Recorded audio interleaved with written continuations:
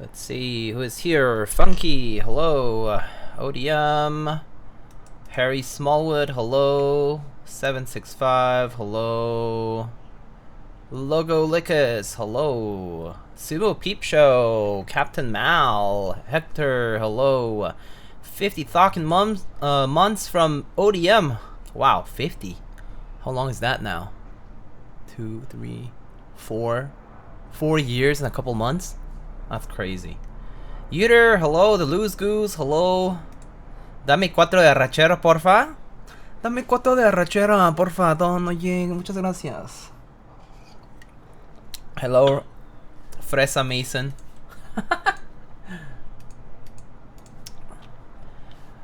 Ivan's POV, hello. Thackman, yo yo. Joby, hello. Alright, so today we're gonna be building this NovelKeys release Keycult. So we got the board over here. There's some TXAP stats right here. I found a bag of Gateron X switches, and so I was like, oh my god, I haven't built with Gateron switches in like forever. And so I was kind of excited, and so I just like lubed them up, and I was like, all right, we can use some Gateron switches for this. But otherwise, I can always switch it up if you guys really want it. Like if you said, okay, look, Alex did not build with Cherry, and I'm tilted, and I really need to see Cherry, we can do Cherry. But I thought switches don't get much love these days, and I figured why not. So that's kind of like why. Cat X. It's the same as a Gat Milky Yellow, really. It's a little bit smoother maybe from stock form, but the difference is not huge actually. And so I figured, you know, why not. So how do I redeem Fresa accent for the stream? Oh my god, no, not for the whole stream. I can't do it. Colonel Pumpy, hello. Hey man, it's okay. I hope you are I hope you feel better soon in terms of health wise. I hope things get better soon. But yeah, don't worry about the subathon. You know, that's not a big deal. It all went well. We had a good time. We built like 8 keyboards, one of which is this one actually. And then I actually sent out all the prices, so hopefully people get them. Actually, someone who got one of the keyboards like got them like the day after, and they're like, oh, so like it arrived already. I was like, oh, that was fast. So yeah, I mean, yeah, somehow some of the recipients ended up being a little closer, some of them were much farther away. So yeah, I mean, the timing will vary there. Let's see. Is this what it's like to be unemployed? 3 p.m. streams? I miss it. Yes, this is what it's like. Oh my god, I have a story to tell, but basically like you know, like I interviewed for this company last week or so, and I went thinking like this was my 3rd round interview, okay? So I was like, oh, okay, you know, great. And you know, it was on site, and I was like, oh, okay, amazing. And I was like, oh yeah, I'm gonna meet everyone and, you know, like leave a good impression. I actually like had like to give like a kind of like a little talk, right? Because the position involves like research and stuff. And I was like, okay, great. And I like met everybody, and I was totally thinking, oh, you know, I got it in the bag. You know, I think this is the last interview, right? I was told it was going to be the like last step essentially, and you know, they told me like, oh yeah, we'll let you know. We'll get back to you like next week, right? So this was like late last week, and I woke up on Monday. Okay, this is so this is like right after the subathon weekend, right? And I wake up on Monday and I see an email. Like I like, you know, just like open my phone, like you know, turn my phone on, and I like look at the lock screen, and I see the email, like the name, the sender of the same person who like initially reached out. I was like, holy shit, oh my god. And then I like open it up, right? Like open up my email account, and then guess what? I get a design like assessment, like a technical assessment. I get basically like a take home. They're like, oh, thank you for your continued interest. You gotta do this technical assessment for our final part of the review. I was like, I went on site. I was there. I like saw everybody, met everybody, really happy about being there. You know, I think I made a good impression because I got like someone writing back saying like, oh, it was great, blah blah blah. And I was sent a like 2-day deadline design technical assessment. I was like, first of all, I haven't even touched this material in ages, right? Like, it's relevant to what I'm applying for, but like specific assignment wise, it had been so long, right? I was like, oh my god, I haven't touched this in forever. I'm effed, you know? Like, I was like, oh my god. And second, what is this? What's with the timing? Like, why am I getting this the week after I was supposed to be done interviewing for this place? Yeah, right. And I was like, okay, yeah, sure. It must be the last like 3 people who they need to weed out one of the last 3 or whatever, right? And I was like, all right, okay, I guess I'll get it done. And so the first half of this week, I spent doing that. I actually stayed up like all night on like Tuesday night or something like that. It was ridiculous, but you know, I stayed up, did it. I was like, okay, you know, catch 22. I'm basically just submitting something so that I don't get weeded out by default. Okay, like, so I don't get weeded out by just default. And I was like, all right, submitting anything is better than nothing. So I'll just do it. I did that. You know, I did my homework. I understood the assignment. I submitted, and that's it. I haven't heard back just yet. But you know, it's so stupid. It's so dumb. Oh shit, Simon with the raid. Hello, raiders, job havers, and others. Hi Diego, can you come back for a 5th round interview in 10 minutes on-site things? Yes, right. How did I get here? Thank you. Yo, thanks for raiding, Mr. Simon. I hope your rest of the stream went well. I actually caught you towards the end of the towards the end of the second part, and then I had to dip because I had some errands to run. But I hope the rest of it went well. Anyway, so that happened. That's my story for the past week, aside from the subathon. Also, Mangoes, what's up? Harry, Emirate, hello. Thackman, yeah. Bet you none of it will actually come up in the job. Yeah, I mean, I think some of it might, a little bit, but it ain't gonna be much, you know. It just irritates me that that stuff like this comes up on the fly like that, you know. I'm just like, all right, well, great. Alas, here we are.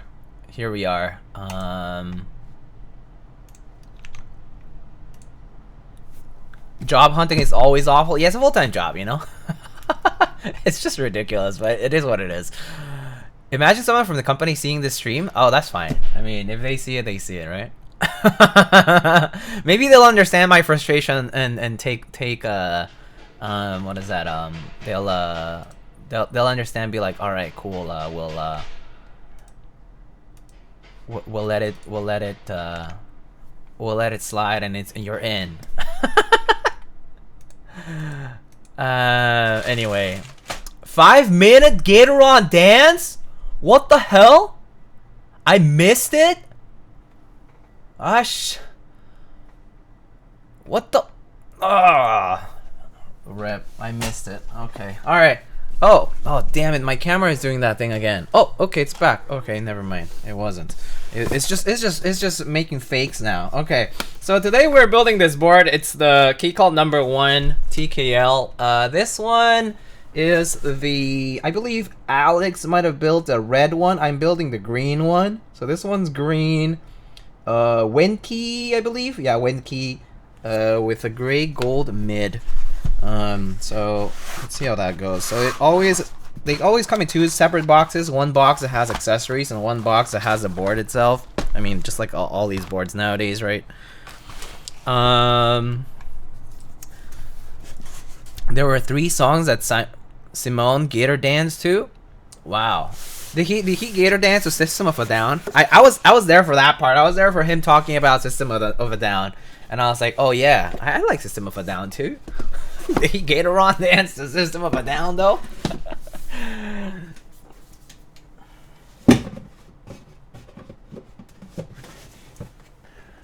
Can you build this with 625 Win Key? Oh, maybe we can do that. Yeah, we could do that. Wait, I haven't done 625 in a while. Oh, aside from, I guess, during the Sabaton I did one build with 625.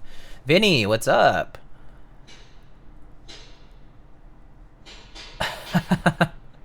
Lighting keywords, luxury keyword crafter said this about us.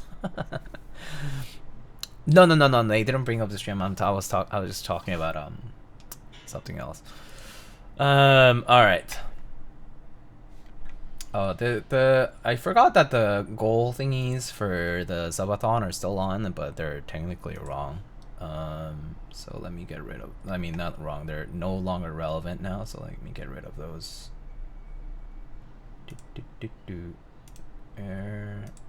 Oh, I'm kind of surprised that the thing doesn't reset. Actually.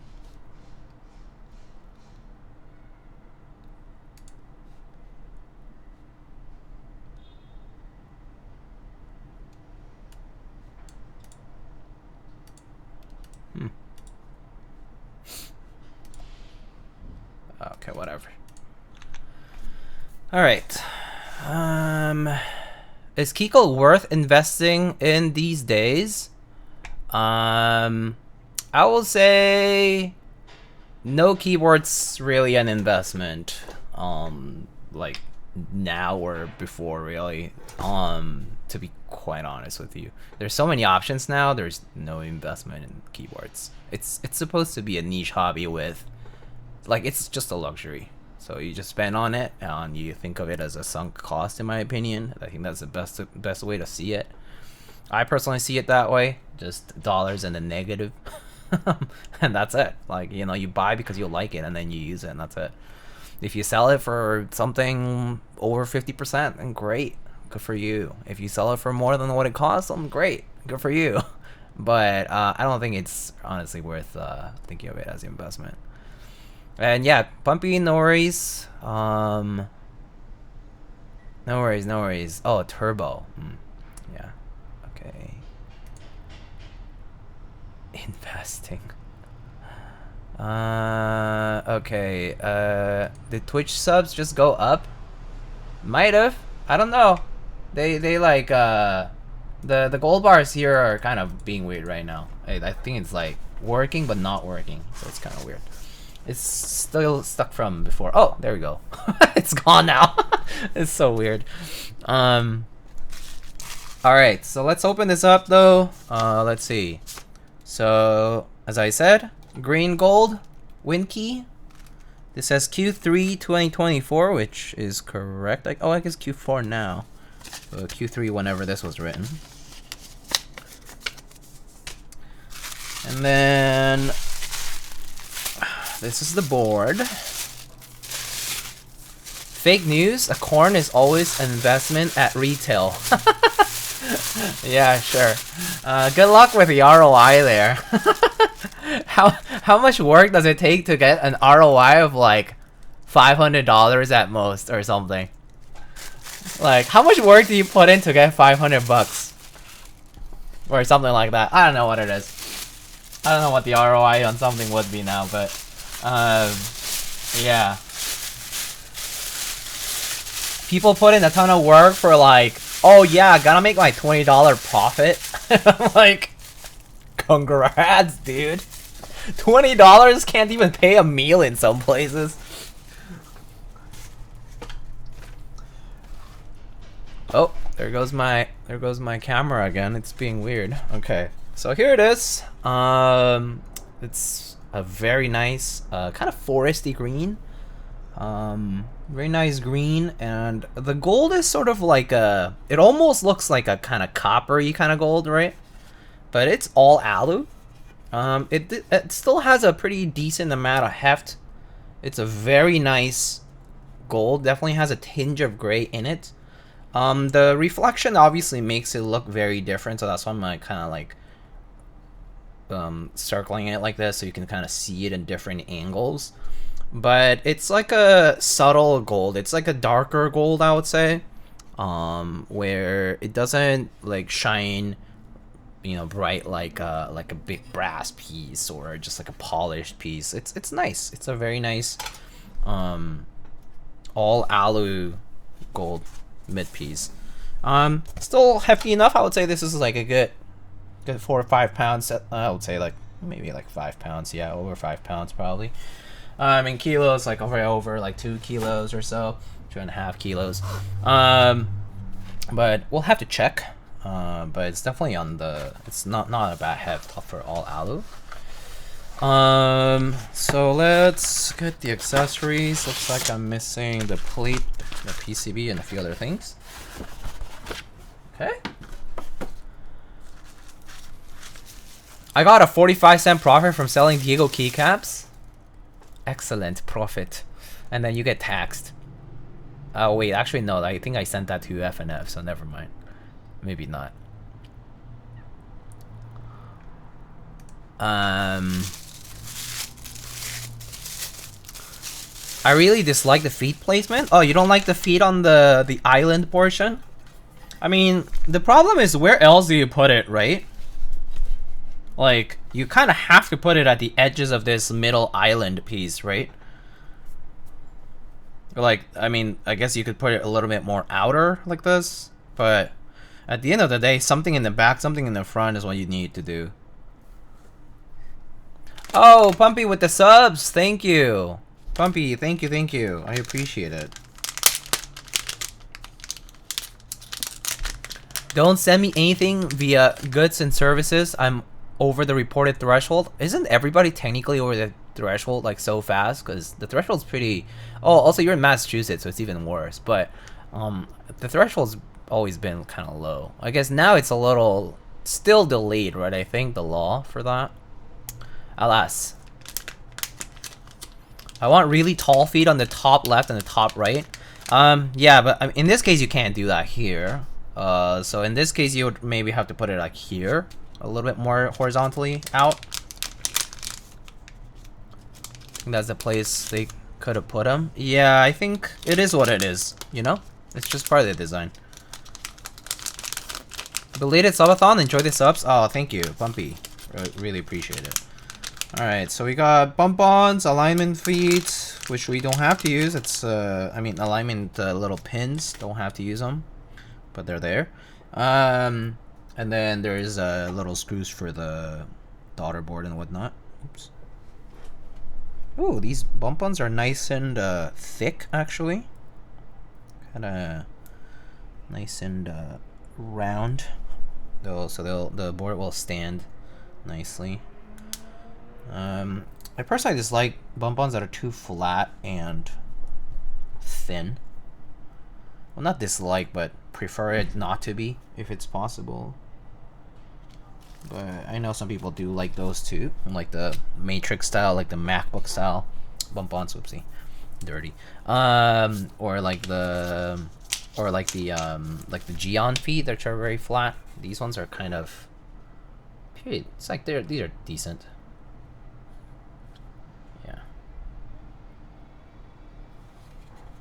SJ5302 only? Yeah, the 3M feet are pretty good.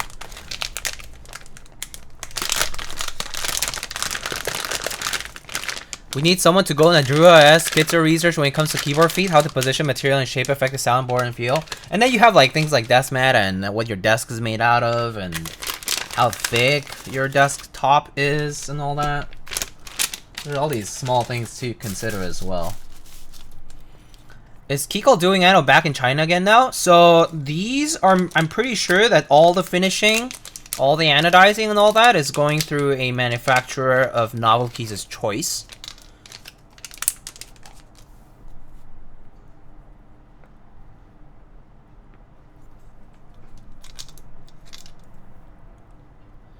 Okay, so we got our daughterboard and daughterboard cables. Looks like we got a hot swap PCB today. So this PCB is different from previous ones, only in the sense that the designer of the PCB is a different person. It's Yankar. Yankar is has worked with NovelKeys for a long time, since the NK65 and all these other different projects, class TKL, you name it. And so they designed a PCB for this as well. So this one is a hot swap PCB with fixed ANSI layout. So sorry ISO users right now. This hot swap PCB at least does not have ISO. Although I imagine if it's Yankar, since he's in the UK, maybe there is an ISO version of it. Alas, I don't know. But it's fixed ANSI for the 4 stabs over here. The spacebar we got looks like we have 625 and 7U. And then that's the bottom row for that. And then it's F12, right? And the rest is just pretty standard. We have step caps lock and regular. We have no split backspace and no split right shift for those TKL massacring people who decide to do such heinous things on such a nice layout. But I understand if that's your preference. Well, too bad this hot swap PCB does not provide that preference. And so you have to use full backspace and full right shift for that. Hello, it is me, Mr. Sacrilege. I understand the convenience. I understand. It's just the aesthetics for me. The aesthetics just it's so nice to just keep those with full length, but because it just looks nicer. Here's our plate. Does NK own Keycult now? It's a partnership. So basically they got permission from Keycult to use the design to produce these boards. They ordered like what 500 boards, except for like 4 of them that they are you know, that they sent out for review and otherwise for promo material. And then they are selling those 496 boards, my apologies, in stock. There are 4 variants. So there's green wind key, green wind keyless, red wind key, and red wind keyless. They all have the same mid, which I believe is this gray gold mid. And they will be going in stock on NovelKeys on Wednesday. Yeah, I think that's right. I think I got all that off the top of my head right, but if I'm wrong, hopefully someone's here to correct me. But that's the gist of it. The gist of it is they're allowed to sell these in stock boards because they are under a partnership. So that's what it is. Can you bastardize the cable for me for integrated? What are you talking about? For this? This doesn't have integrated. What are you talking about? Oh, my FMJ? Sure. I mean, we can figure it out when that arrives. So why not talk to me when I have it? You still have to ship it, Don't jinx it yet. Don't jinx it yet. I know it's only the distance of a few states, but you still gotta ship, my brother. You still gotta ship.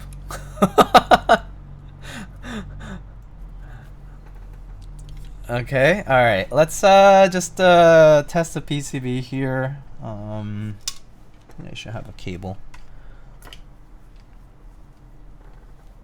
Wait, Diego. Wait, no. Sorry, we read that. Waiting time for number 160. Yeah. It's supporting both caps and bottom rows, a big improvement from the Wilbur hot swap PCBs. Oh yeah, that's true. The Wilbur hot swap PCBs are restricted to 7U, if I recall correctly. So yeah, I can see that. Especially now that they offer the WinKey bottom rows, I think it's nice to also have 625 for those who like that. So okay, so this PCB, as you can see, has zilch, nothing, no LED support at all. Okay, no LEDs anywhere on the board. No underglow, no over the top, nothing. No indicators, nothing. Okay, so pretty simple.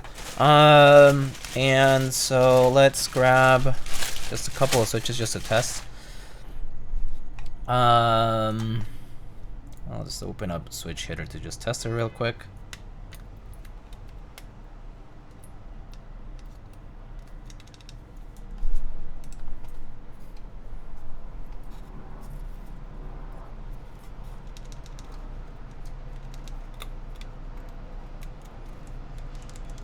Wait.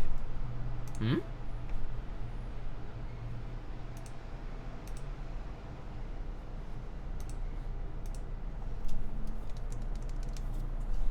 Didn't identify. I wonder if it's my cable. Hold on. Let me just plug it in a different place.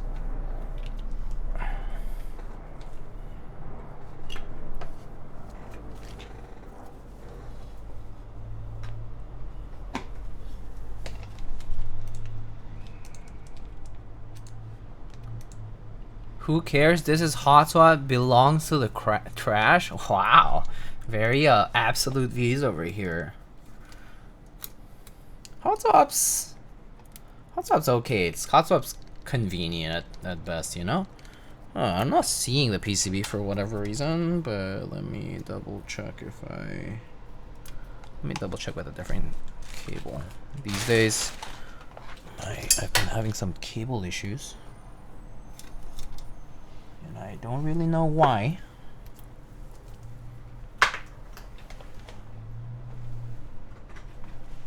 Seems to happen every so often.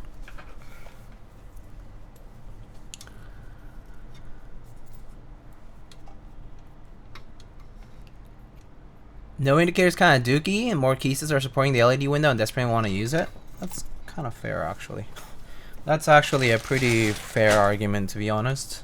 If you do have like a novelty kit or like an extension kit with the windowed keys, totally fair. Oh yeah, it's working fine. It's just my stupid, it's my cable or is my USB hub just does this thing. Okay, that's working fine. Okay, yeah, PCB is working fine. All right, great. Let me just reprogram a couple of keys.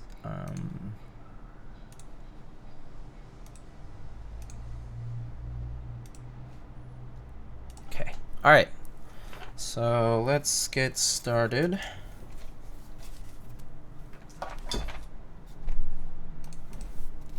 Hot swap had its uses for breaking in switches? Oh, actually not a terrible idea for it either.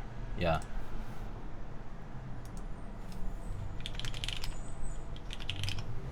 Oh.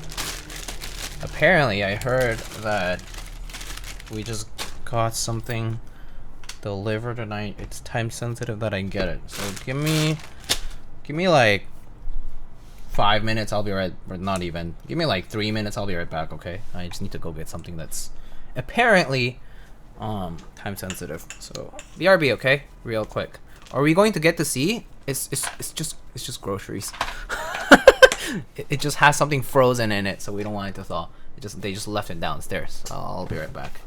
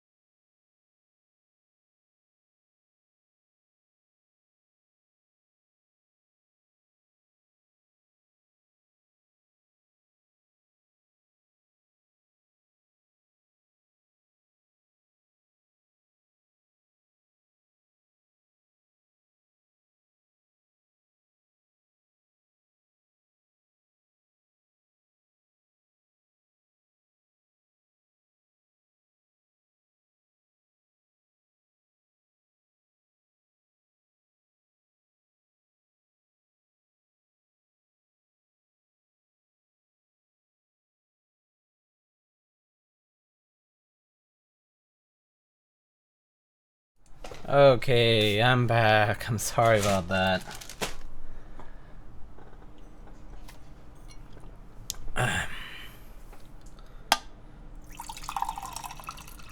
So normally they'll like bring it up, but today apparently they didn't want to. All right, so let's see. When Hotspot can support halfways, I'll start using them again.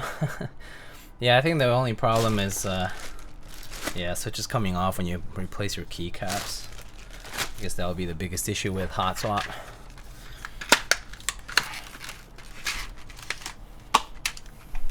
All right.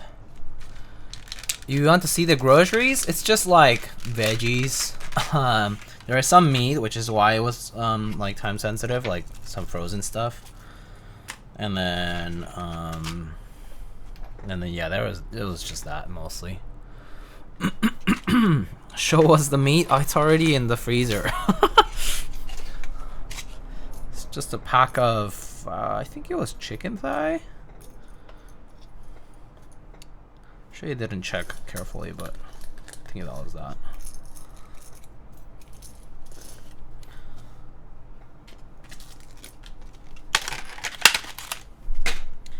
Are y'all a chicken breast person or a chicken thigh person, or what's the deal? Because I think for me, if I'm getting chicken, I think chicken thigh is kind of like my go-to because more fat content and very delicious. Easier to cook with, etc. There's just dark meat over white meat, I guess, for that.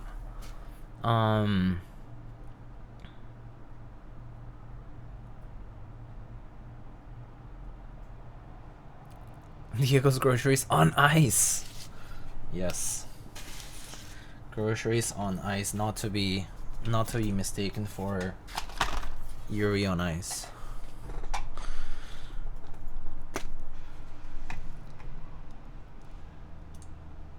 Chicken personality person? Oh, I mean, I like other meats too. Pork, beef, you name it. I know there might be people who don't eat meat at all in the chat, which is also fine. There was a time I didn't eat meat as well. Okay. Entire chicken at once? That works too, actually. Yeah, whole chicken, pretty good. Roast? Breast if I want to be healthy, but thighs is juiciest and tastiest? Yeah. Yeah, I don't... I mean, you can still be healthy, relatively speaking, with not breast. So it's just a matter of how much you're eating. What's the spiral thing? This one?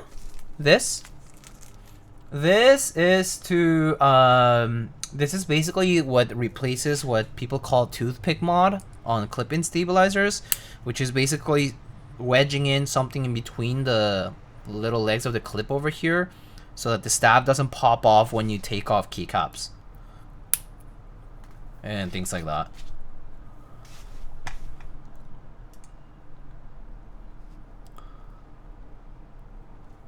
With the feathers? Okay.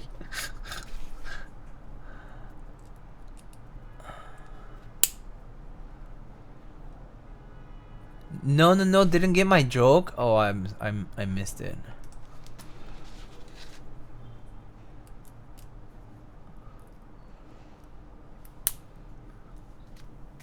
Oh yeah, 625 or 7U. I guess 625 once in a while is pretty nice. Let's do 625 today.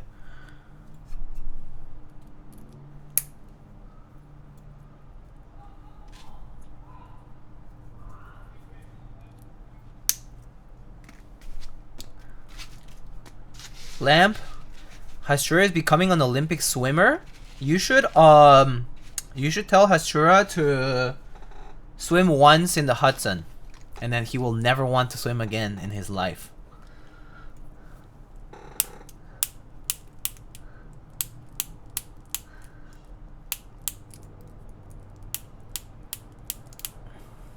Is that keyboard derived clay? What?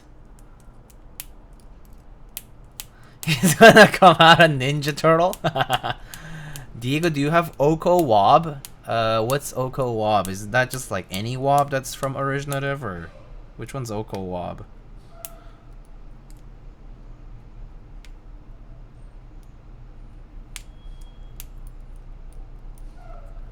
Originative Co Wob, it is ridgeless. Ah, that's so silly. Oh, derivative. No, it's the Seisero by Daji Keyboards in Coral. My bad. Amal's. I figured it was like a autocorrect, but yeah, my bad.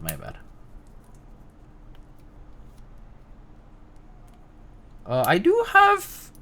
Do I have Oko Wob? I think one of my first few sets might have been Oko Wob, so I think I do, yeah. Full backspace? Of course full backspace! It's a TKL! Ignorance is bliss? That's true. I thought you were a split enjoyer? Not on TKLs! What the heck? I enjoy split backspace on 60%. And not all of them, it's like 50-50. Well, HHKBs, of course I will split it. Always. Like, if it's HHKB layout, I will always split backspace no matter what, because that's the right thing to do. That's what the layout is. That's the way the layout was made.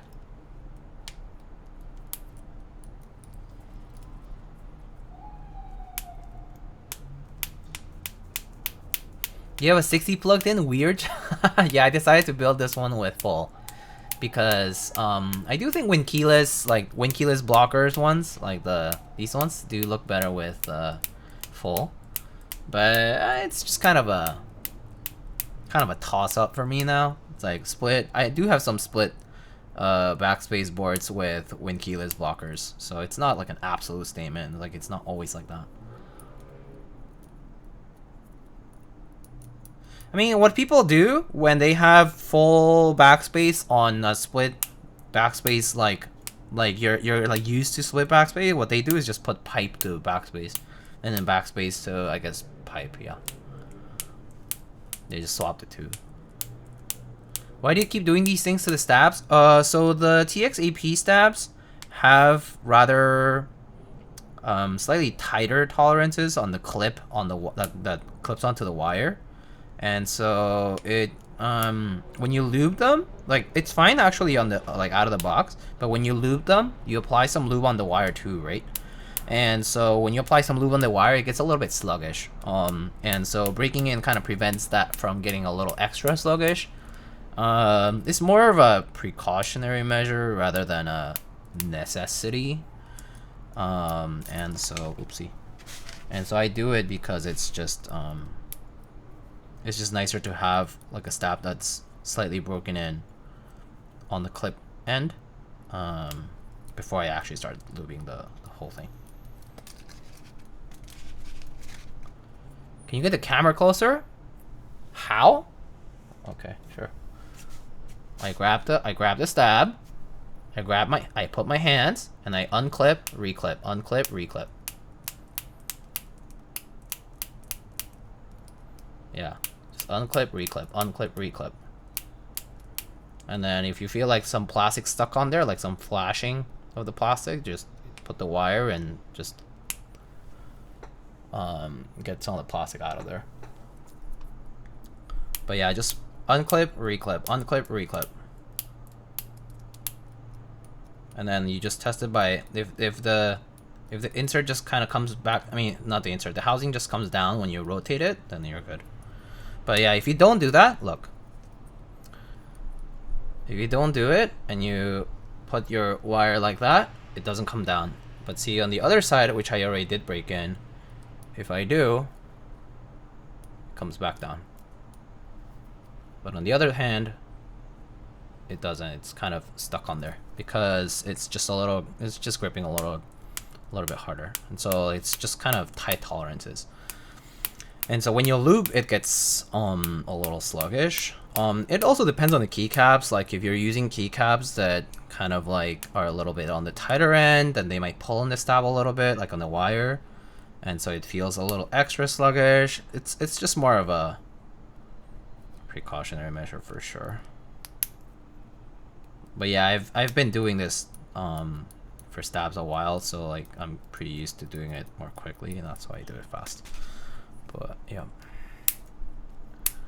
How many times you're doing this? I'm not really counting. I'm pretty much, as long as it kind of feels a little bit looser is good enough. I don't really count, like maybe like anywhere between 15, like 10, 15 times, maybe more, a little bit more. It's just until the point where it feels like it's not getting stuck. It's fine. Like that's pretty good. Always do it a couple more times if you want to be safe, but it doesn't really matter. The whole point is just to loosen up the plastic a little bit. You don't want to bend it, you just want to loosen it up. Like wear it down a little bit.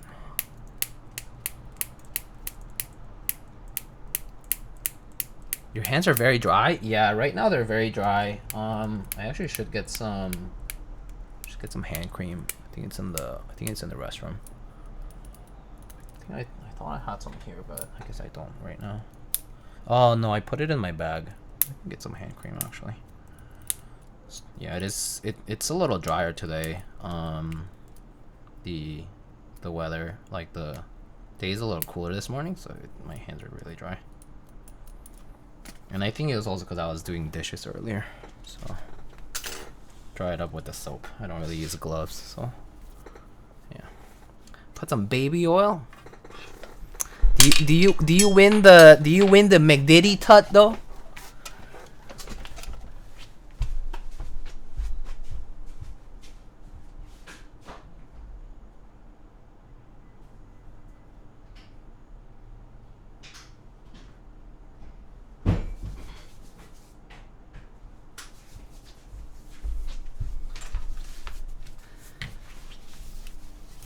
How many bottles of lube do you keep at home?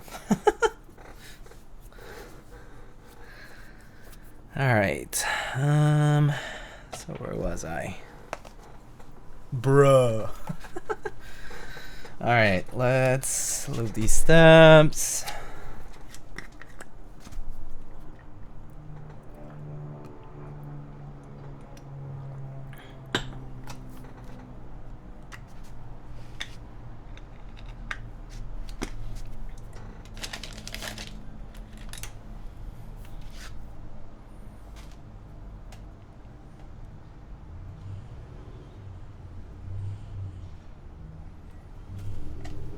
Okay.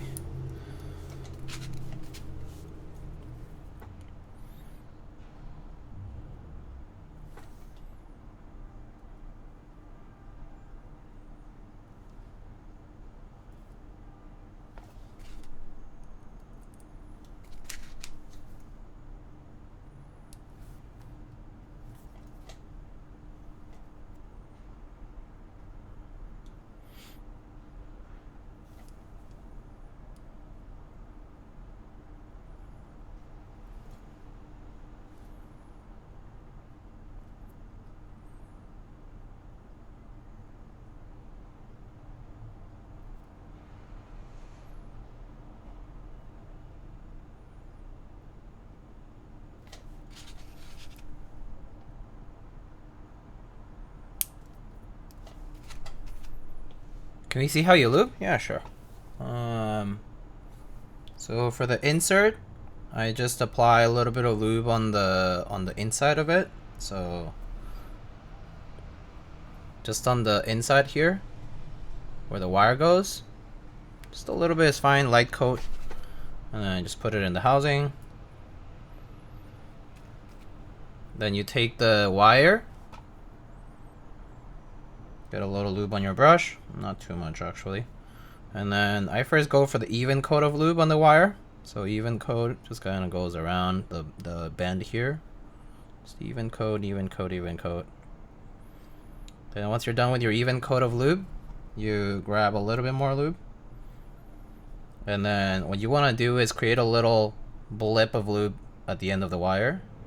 So what I do is I just drag the brush and the wire a little bit, kind coats the end of the wire a little bit more thick, than a little bit thicker than the rest, and that's it.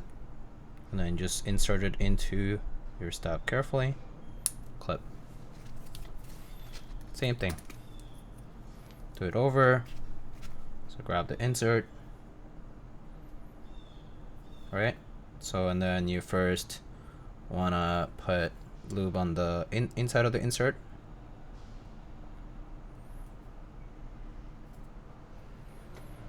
And then put it in the housing. You don't lube the housing? Not for, especially not for TXAP stabs. The housing is a little bit, rather, the tolerances are kind of tight, so I've kind of found that lubing less on TXAP is a little bit more beneficial. Not beneficial, rather, just less prone to getting sluggish over time. And so for TXAP, I don't lube the housings. I mean, yeah, the housings. But for example, like cherry clip-ins, I do. Because cherry clip-ins have a lot more room in there. So, it kind of depends on the stab. Like stabies, TXAP tend to be on the tighter side, like tolerance-wise. And so they're a bit more sensitive to applying lube. Like if you apply too much, they get sluggish really quickly. And so I don't. I prefer using less, and if I need to add more, I add it later. But yeah, it's better to be erring on the side of caution for that. But for most other stabs like Duroc, Zeal, Cherry clip-ins, what else? Like I don't know. There's like a bunch of others, right? Those I do just lube the housings as well because that's fine.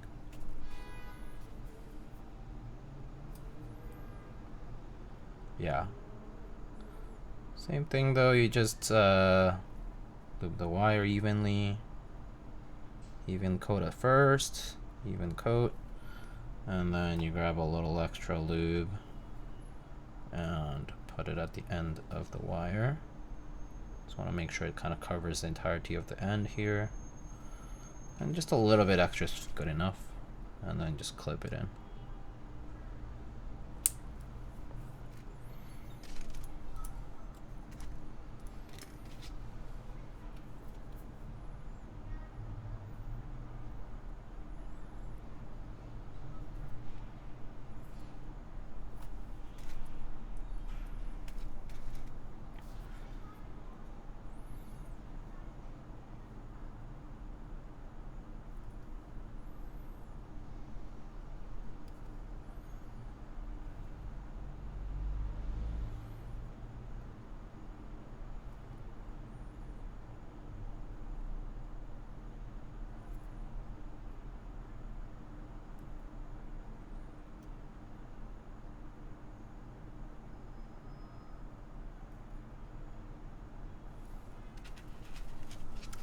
What's the current board you're driving? It's a Daji keyboard Seisero. It's a board from a Texas-based designer named Juan, or he also goes by Daji keyboards, DAJI, and the name is Seisero, like 6 and 0 in Spanish.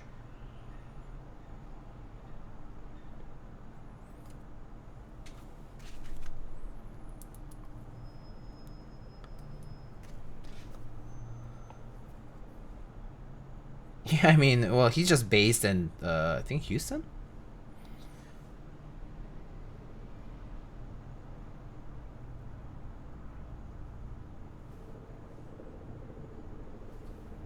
Are you in the Tex-Mex server? I'm not, but maybe Pumpy is.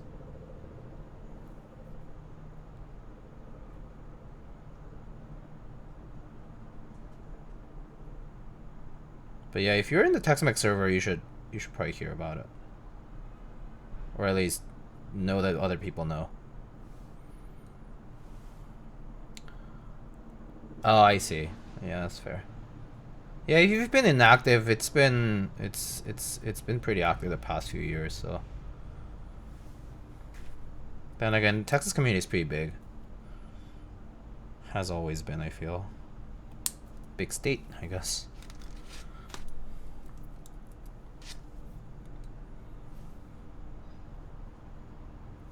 Oh, whoops! Forgot about the insert first.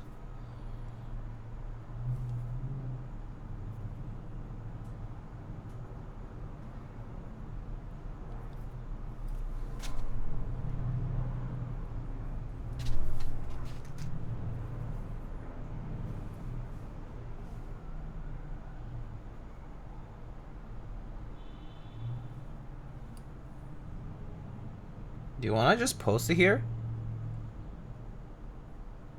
Mike? If you want, I don't mind.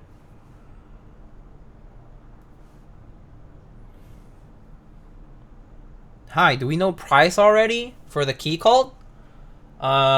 It is, how much is it? It's people say $580.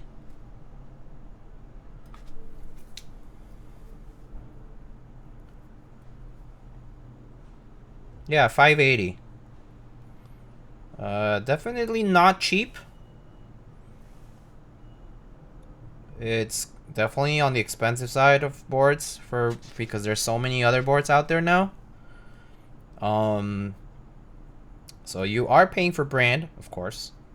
I mean, you should kind of know that.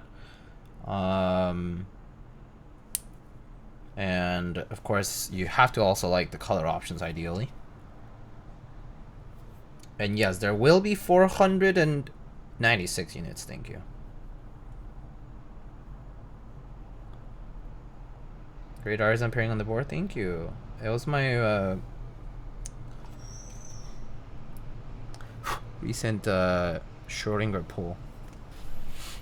Does it have a weight? Is it full alu? It is full alu. Yes, it is full alu. It is green alu top and bottom, and gray slash gold color, or really gold color, like a darker gold colored mid piece, which is also in aluminum. So it does not have any steel or brass weights. It is still decently heavy. I can measure how much it weighs after I'm done building it. If I forget, someone remind me. I may forget, so I always say things like, oh, I'm gonna do this at the end, and then I forget.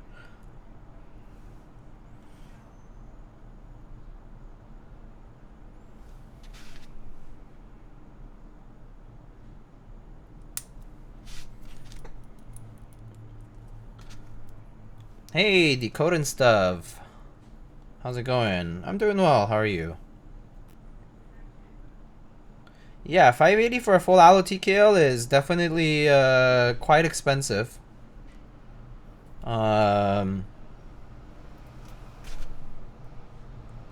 So you gotta like it. But at the end of the day, just like a lot of keyboards, if you're looking for good bang for the buck, there's always options like that. And so you're definitely gonna be paying for design and branding here. Right? So there's always an audience for it. The question is, are you part of that audience?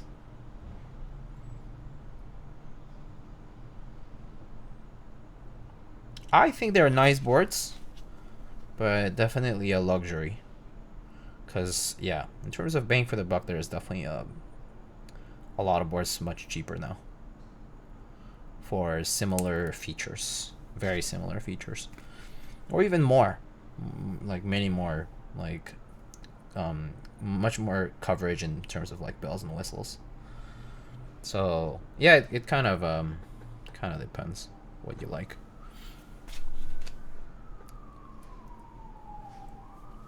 I'm doing very good myself, thank you. I'm glad to hear that. Keycult still makes keyboards? They also still do, yes. If I recall correctly, this NovelKeys collab does not mean, the partnership does not mean that they are abandoning making keyboards. They also do make keyboards.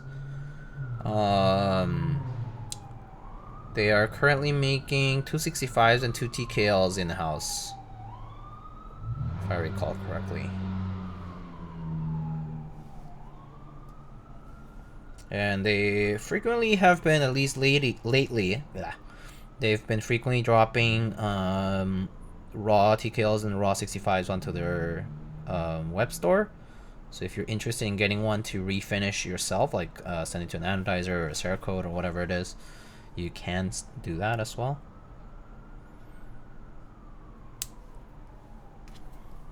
So there's that option, which I've seen people take that option too, and turned out pretty well as well for some folks who wanted it, and they know exactly what they want, so they instead go to a Cerakote or an anodizer and get it anodized through them to a color they're choosing.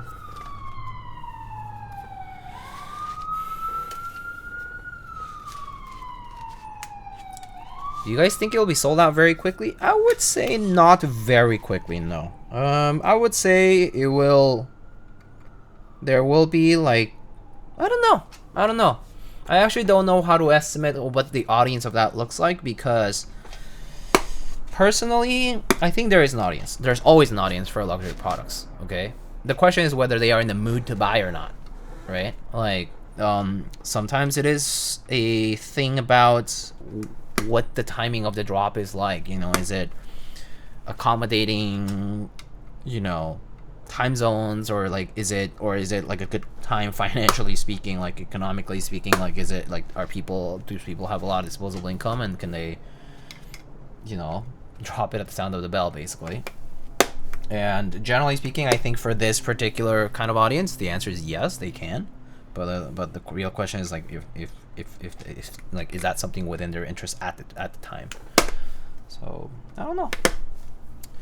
I would say it is possible they could sell out, but I don't think it'll be fast.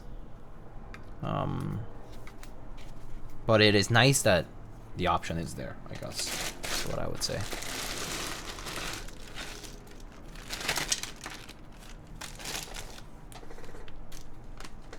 Yeah, there definitely isn't the same amount of hype as there was before. Yeah.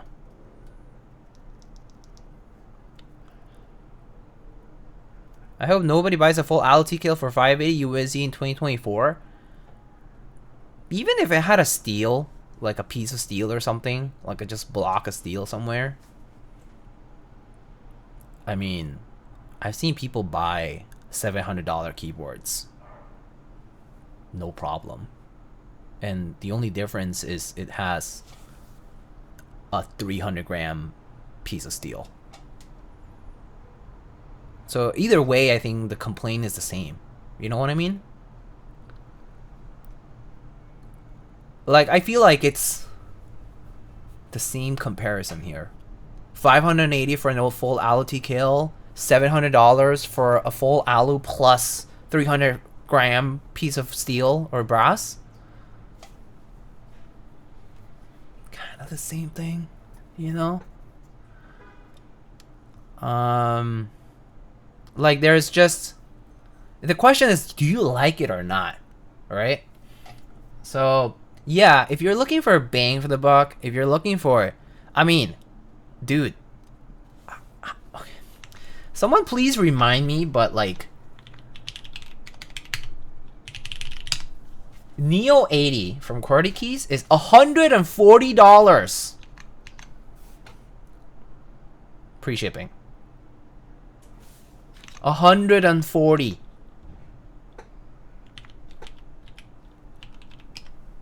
Right? That's 25%. Less than 25% of the price of this, right? So, yeah. Yeah, there's better deals. There's always better deals.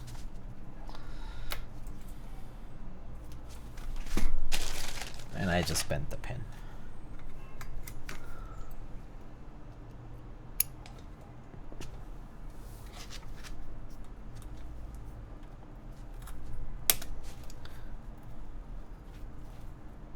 Oh my god. Gosh.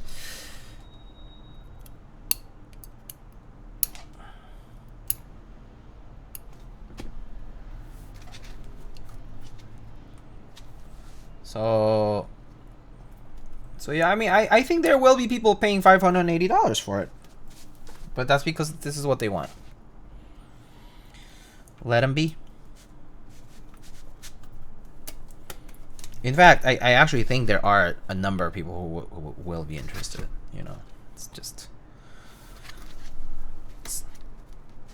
It's not a bad design by any means either, I think. At least in my personal experience, but I don't know.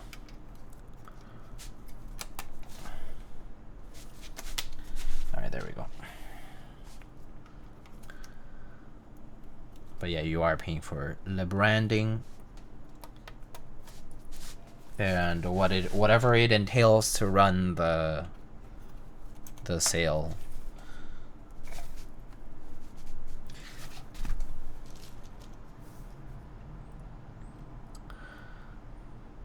I wonder how much this would be if Keycult never existed and QKTKD made this exact design today. 250, probably. I would say. Actually, let me think about it. It does have this big mid piece that has kind of the mid piece is actually a little bit of a point of contention in terms of machining. It's kind of annoying by design. Like by design, this thing has this mid piece that spans the length of the board. The length and almost the full width of the board that has to slot into this bottom piece, right? And it's like has this like 2 window opening thing, right?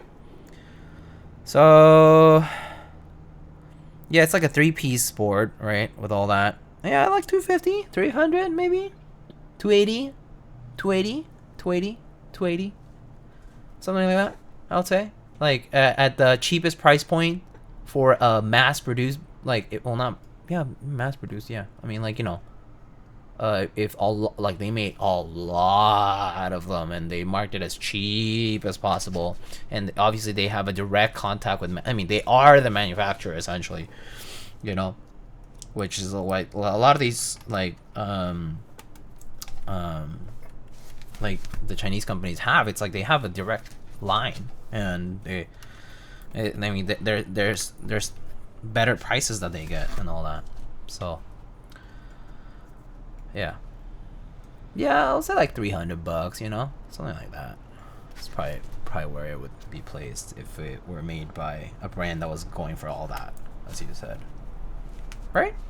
Decent estimate, terrible estimate. But yeah, they also make like thousands of boards.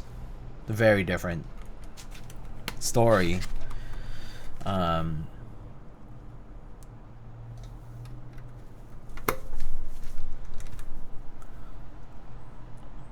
Yeah, I think that at the point of manufacturing, the how many you make is such a big differentiator. Multiple batches of 500 does not compare to 2,000 in one shot, you know. Yeah. So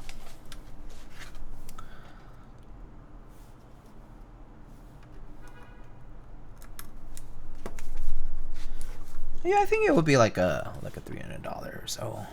I don't know. Don't forget, guys, this hobby was started. A lot of like these expensive kits started because it was needed to gather 10 to 30 people, maybe 50 people, to buy boards, to get something made through a factory. Kind of sucks, but you know, price is high when you have to make small batch like that. It's just the way it is. And I guess 500 is sizable, but yeah, still maybe not enough. And then yeah, you gotta pay people who work for you, logistics and shipping and freight and blah blah blah. It's pain in the butt either way, I guess.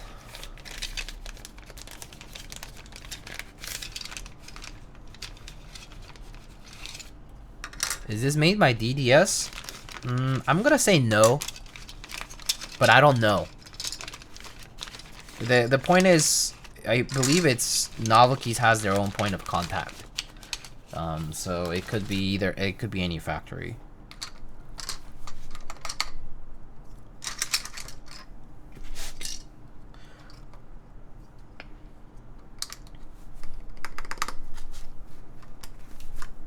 Oh, whoops. Grabbed the wrong spacebar. We're doing 65 today. Haven't done 65 in a minute. Actually, that's not true. Did it this past weekend-ish.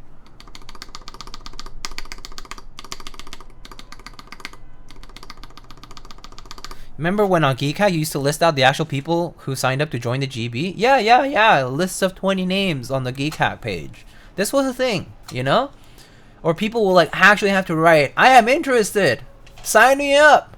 And they'll be like, okay, I'll put your name down on the OP. What's the NK release? This board.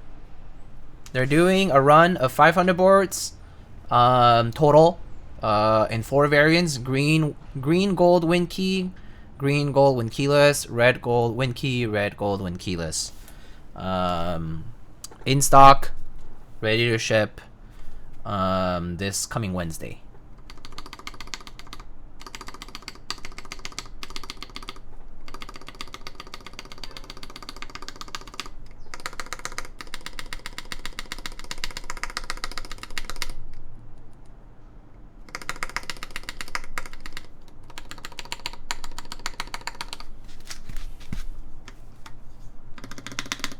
Didn't know they still make boards. I mean, they still do. Yeah, they do sell like units through their store as well. But NovelKeys is doing a partnership with them. Funzy. NovelKeys had these 500 in stock boards made and shipped to them. And so they're selling them this coming Wednesday. Yeah. They're I mean, basically NovelKeys is being a retailer storefront. But it doesn't mean they're replacing Keycult making boards, so to speak. Keycult will still do releases on their own.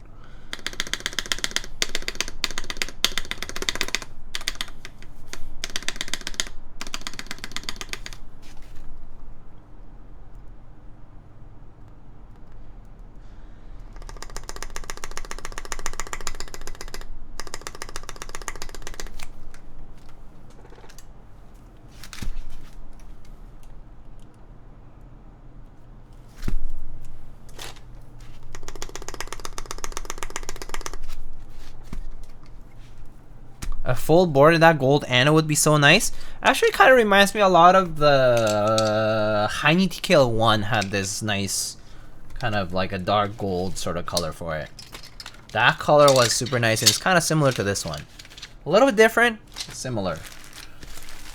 I think it's the closest one that I recall in recent years.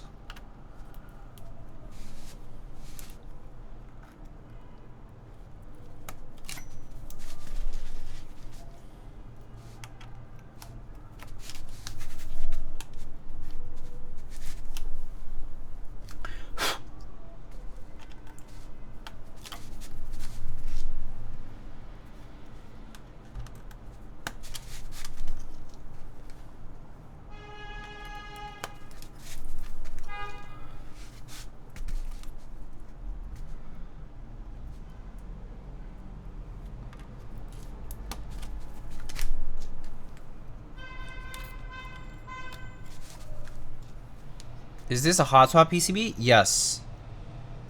It is a hot swap PCB.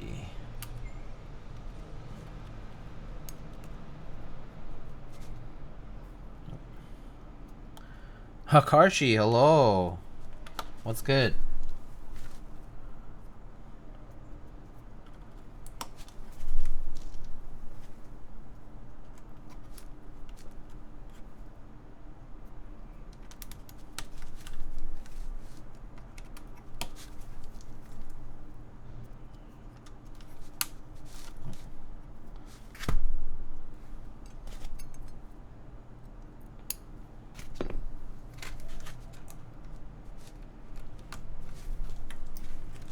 Been your favorite switches lately? I don't think anything really tops out what I like about Cherry Mix Blacks and Cherry Mix Browns in general. But I mean, in like Gateron switches, for example. But recently I tried those HMX switches that were like full travel, the Game 1989 or something like that. Those were pretty nice. I like that. The thing is, like, a lot of switches these days are like long pole or slightly shortened travel, and I personally prefer it not to be. And so actually the selection of switches outside of that, there's like fewer, I feel. There's like fewer 4mm travel switches these days. Is Keycult still a good board in 2024? I would say so. But is it a good like if you're thinking like, do you want a good deal for the money? I mean, there's a lot of very attractive deals for your money for a lot less money. And so you know, it really just depends on whether you like the design or not. But I think design wise and like typing feel and sound wise, I personally like them. At least for the specific mounting style that they use, I think they're fine. Definitely a little bit more on the stiffer end for like gasket mount, like the Poron strip gasket mount type. They're pretty stiff, but not in a way where I would say I dislike it a lot. Using the Dalco today? Oh yeah, how's that working out? No issues?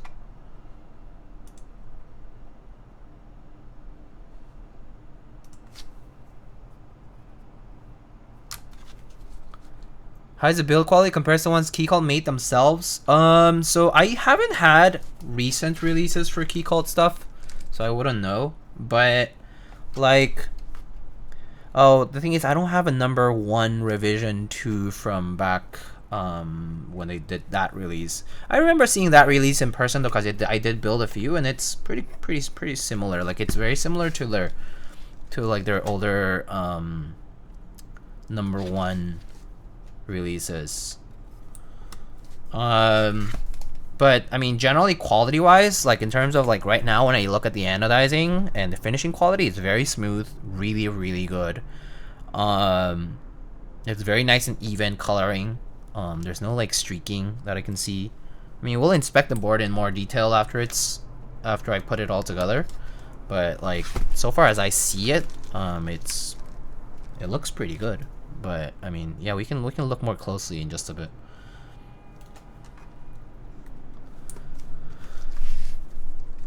No issues. Fun board. You were right about beige on black though. I was right about beige on black. Oh, it's yeah. I mean, it's not that it's bad. Okay, beige on black is not bad. It's not great. That's all. Beige on black is not great. It's fine. It's not great. It's just okay. Cause there's just better suited keycap sets on black. That's why. If I didn't know of the existence of other colors for, like, you know, to put on black, then, you know, I would be like, oh yeah, beige on black looks classic, nice, whatever. But beige generally looks better on lighter colored boards. May that be, you know, silver or gray, even a lighter gray. You know, it could be like pink. I don't know.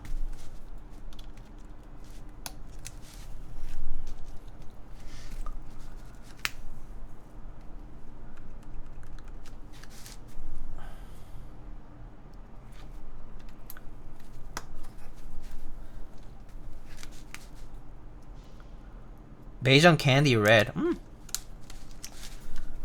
Oh, some of those Cyrillic die subs, or like or maybe like even like red alert. Let's go black on black boards is nice though. Oh yeah, because that has a lot of like sub legend action going on, I guess. Kind of works better, a little busier. You're saying beige and black works if you only see in black and white? That's funny. Please open up the keyboard to see the screws placed to see. Oh, what am I looking at? Sorry.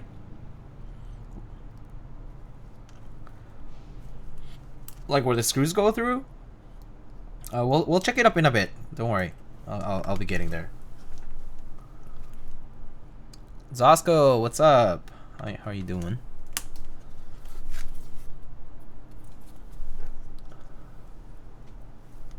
Beige on gunmetal? Oh yeah, the beige on gunmetal pretty good. Yeah, like a nice gray, like both warm tone or cool tone gray and beige actually pretty decent. Yeah, pretty nice.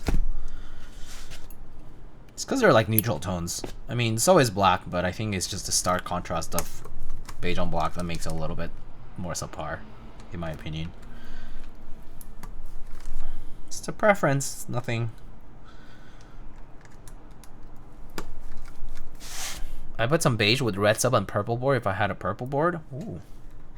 Beige, red sub on purple board.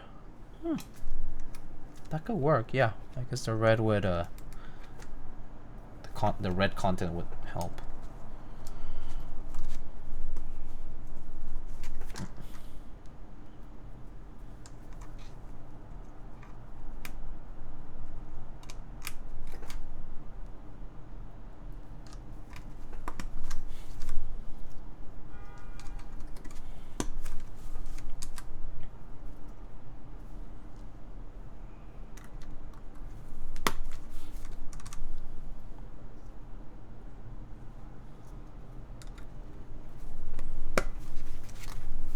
Oh, I think that's the wrong placement actually.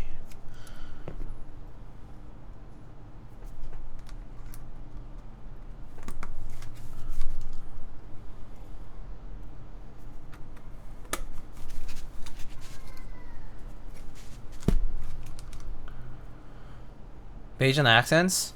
Yeah, that works. That works better, yeah.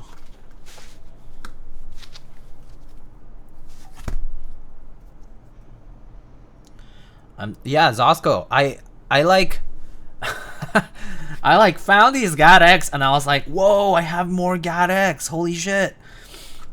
Cause I remember buying a bunch and then I moved, okay? I moved at some point and I was like, oh no, I think I lost them or something. I couldn't find like my bag. And then I was like cleaning up stuff and I found the Gat X and I was like, oh holy stock Gat X? Or actually no, some of them were lubed already, so I just had to lube a few more, or not a few, but you know, a number of them. But I was like, I haven't seen Gat X in a while, or just milky top Gaterons. Like I haven't touched any in a minute. I was like, oh, that's exciting. Upas T's Gat X restock. Oh, nice. That's nice.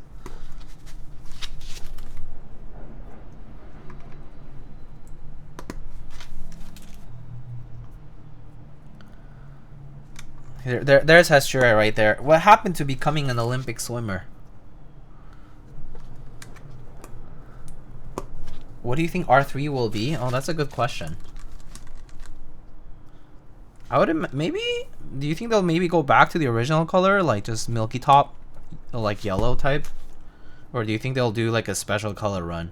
This beige one is nice on R2. I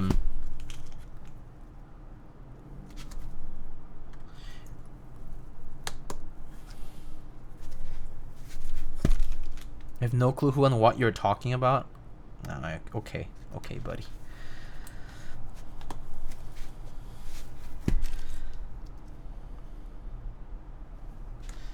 Lamp, Drew DM'd me like 2 minutes after I said something to you. What are you doing?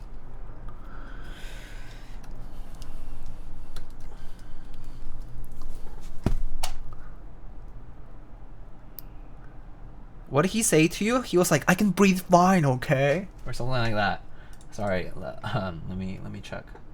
It was something similar. Just saying, I can breathe fine.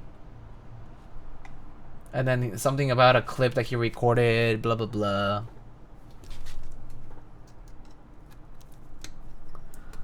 Sounds like a frat bro, man.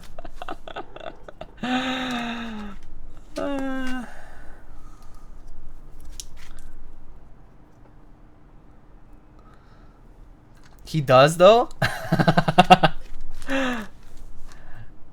Remember when Drew asked you about your bump-ons? What about the bump-ons?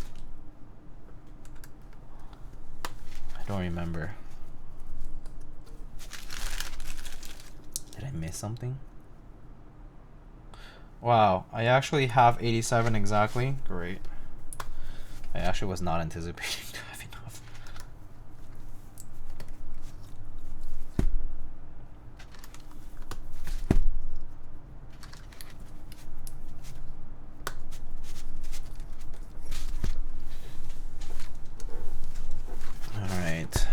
let's test real quick.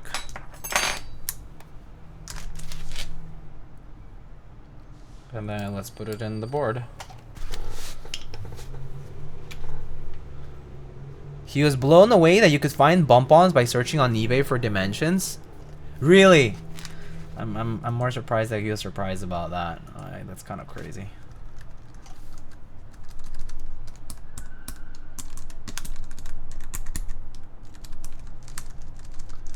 eBay is like both a treasure trove and a trash fest. There's a lot of stuff that's pretty useless, but since like it's like companies from all over the world post to it, it's pretty easy to find pretty much everything.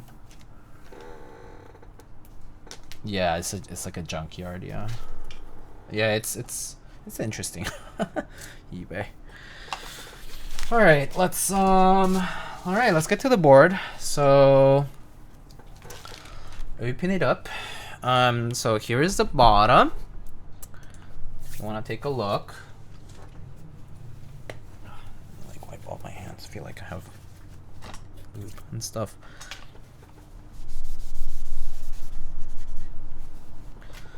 Alright. So I buy e-waste from eBay sometimes. We all do, don't we?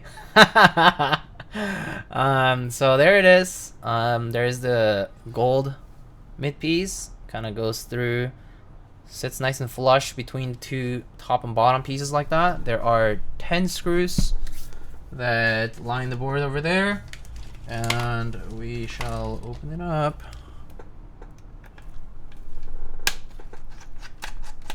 It's a very nice, yeah, this, I personally really like this, like, gold bronze tone mid piece. I think it looks spectacular. But, yeah, I know some people are like, oh, no, steel or brass. But, I've tried the all alu version boards before, and pretty good, too. People, I think, underestimate that all alu can be pretty okay, in my opinion. But I understand, it's just the price tag is pretty high. But I think whether or not there was steel, brass, the price tag would have been in the same ballpark, because, you know,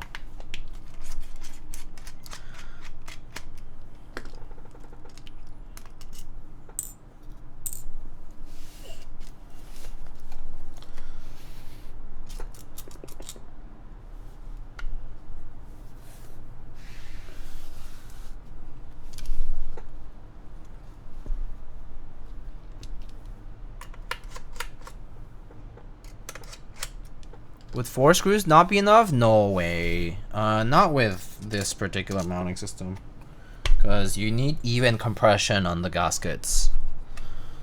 If it were top mount, maybe possible. I would say 4 screws is still way too little for a TKL. I would say at least 6 or 8. I would say 8 really, but yeah. It's not that you're wrong. It's that it's not even compression on the pieces, and so like, if you have any form of bowing, like bending, and you have uneven compression on top of that, you'll start getting gaps. And also, depending on how much like torque you're getting out of it, like how much, you know, overlap there exists there, it's gonna just change how it feels and looks. Yeah. All right, so there's the top piece. So the gaskets go here on the mid piece and the top piece, and so the mid piece looks like this. I'll show you what it looks like up close. So it's just a long mid piece that just really spans the entire length of the board. And this is all alu, and you know, it has engravings. It says Keycult number 1, TKL revision 2, designed in Raleigh, North Carolina. There's a serial number here, and there are a bunch of screws lining the board here for the mid piece to be attached to the bottom, and so we remove those real quick to put the daughter board in.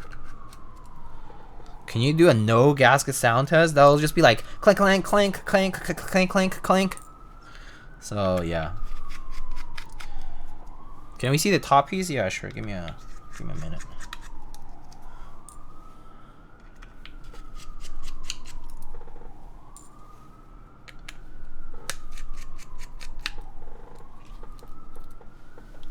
So let's go by parts real quick. But okay, so here comes the mid piece. So the mid piece is like slotted into the bottom piece. You'll see, like that, right?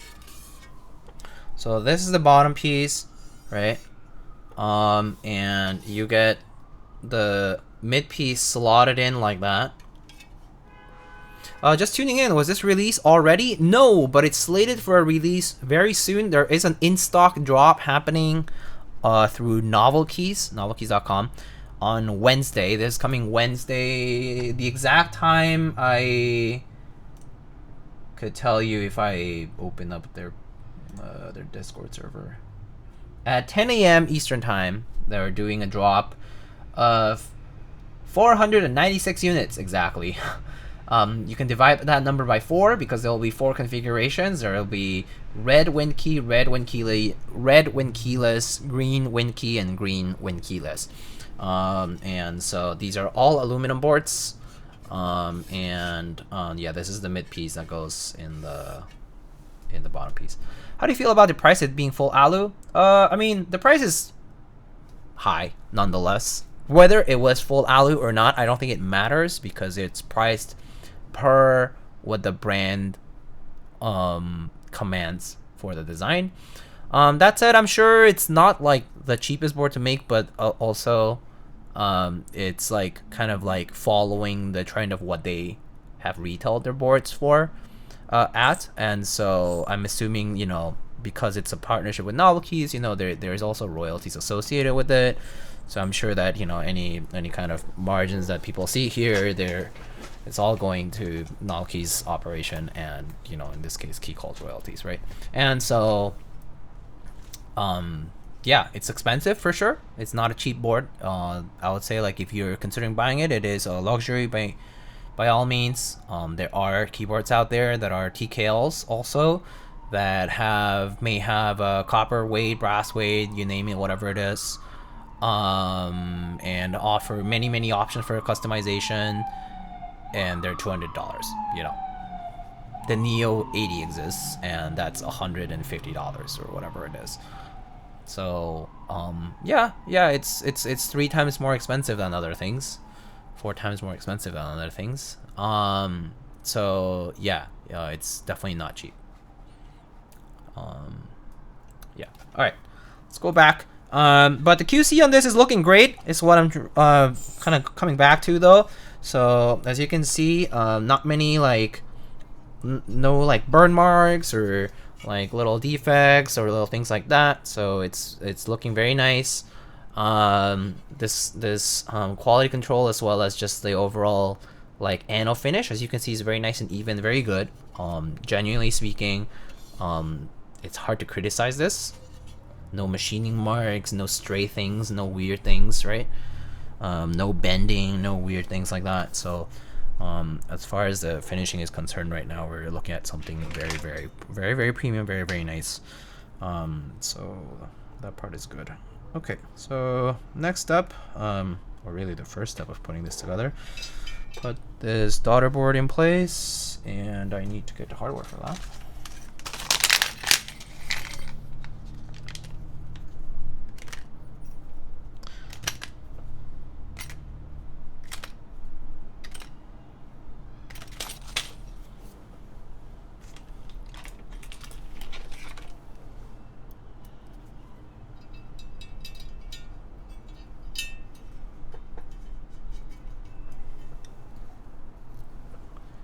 You think it'll be $700 with brass and stainless steel mid piece? Don't know.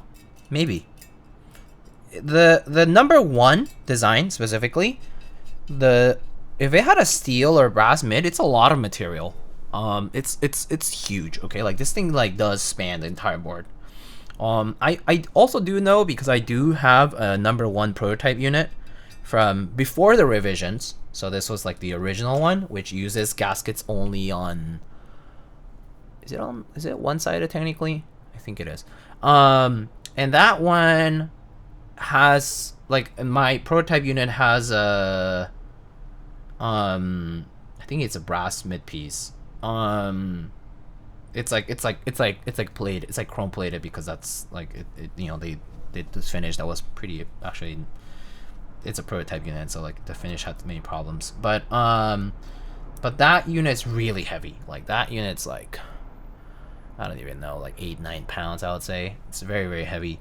And so if this were made in steel or brass, I do assume it would be quite heavy to lift. So yeah, oops, I unscrewed it. Okay. So where was I? Okay, so daughter board.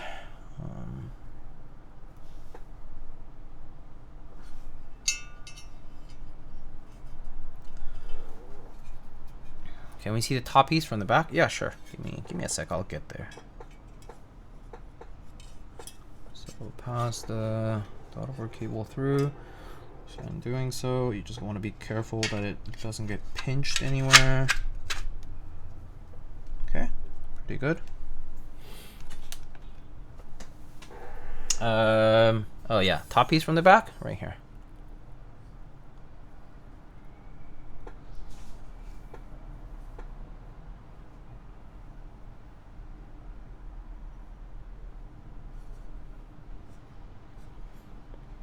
But yeah, I do think that 700. If this is a price point for the all alu, I would assume that 700 could be pretty feasible for brass mid piece, brass or stainless steel mid piece. Okay, where was I? Gaskets. Right. The length of this, they're longer ones and they're short ones, right? Yeah. Okay.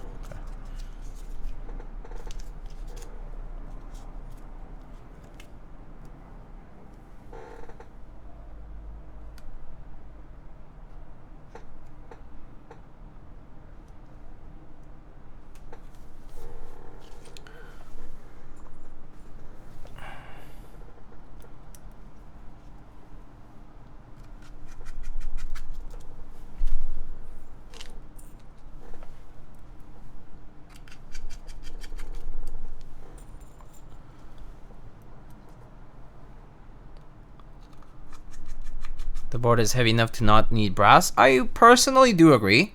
At least I own both very heavy keyboards and very moderately heavy keyboards, and some of them are like, some of the ones that I'm saying they're moderately heavy are all alu as well, and it's just that the chunk of alu is just kind of heavy. And I think it's pretty sufficient. But I do think there are people who associate heft and having the materials to, you know, there's a strong association with it, with premium, and so I kind of understand where that sentiment is coming from.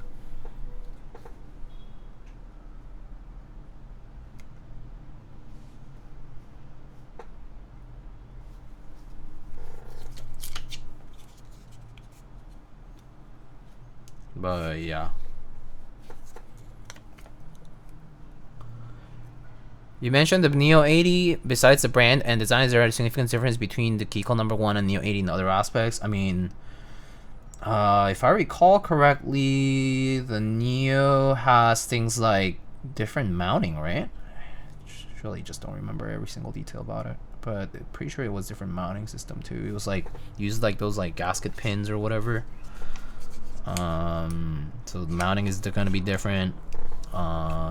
What else? You're gonna have like the Neo 80 uses that like latch design with the magnetic PCB thingy for attaching the PCB to the daughter board. There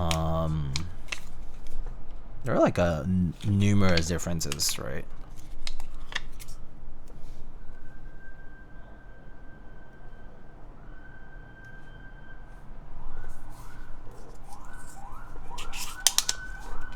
For the aesthetics, I do prefer stainless steel or alu. I hate patina. Oh yeah? Sound comes first to me? That's fair. Yeah, people have different priorities. I am personally a person who prefers aesthetics over sound. Generally. I don't mind patina. I do think it can look a little dirty, so... You know.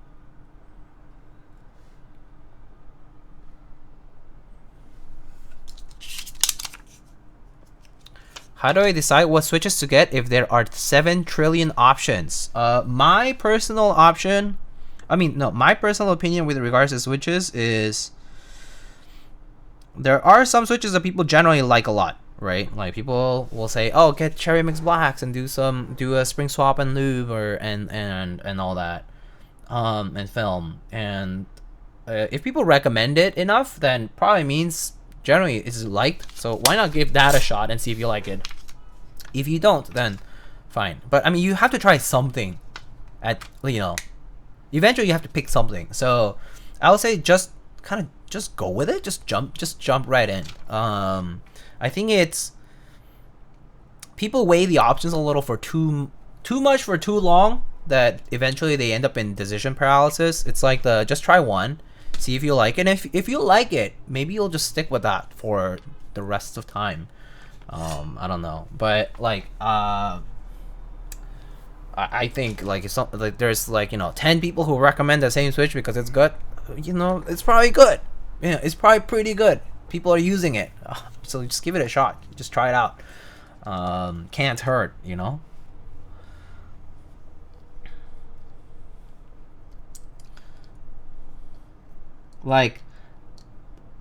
Like chances are you might not like it, but honestly the chances are much slimmer. So yeah, if you get a few recommendations for the same thing, then just give it a shot. Just try it out. Don't get too shy about it. Just do it. Just jump right in. Trust me, bro. Yeah, just do it. It's okay.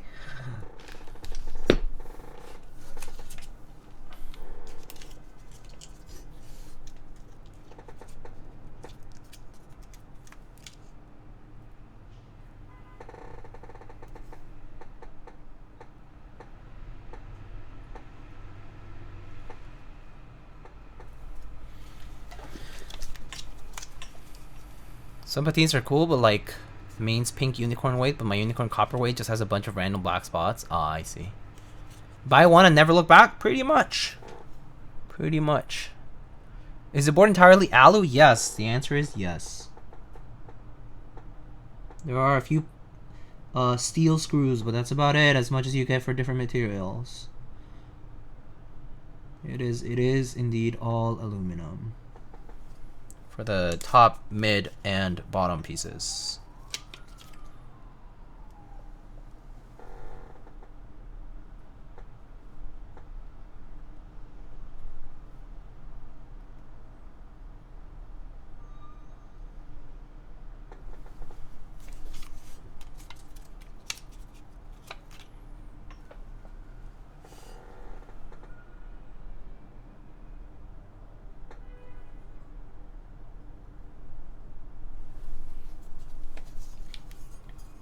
Thank you, I came late, no worries. Not even that late anyway.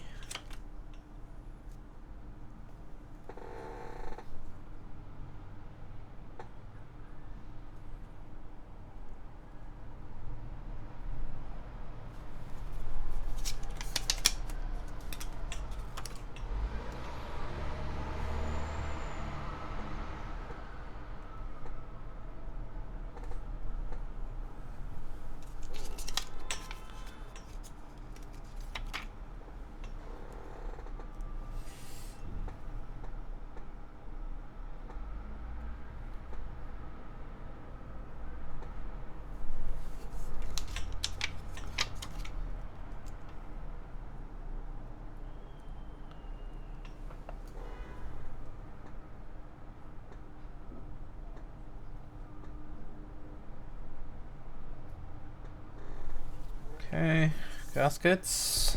Oh.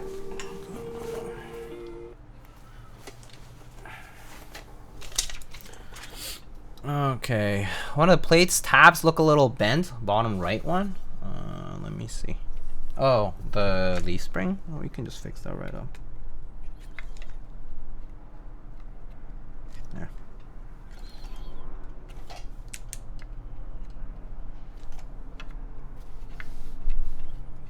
Okay. So just check that nothing's in the way. Okay, seems pretty good.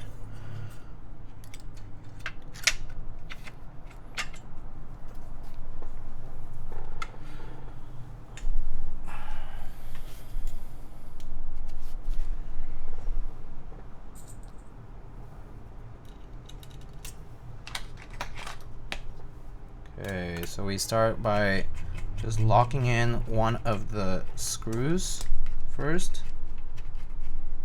Okay.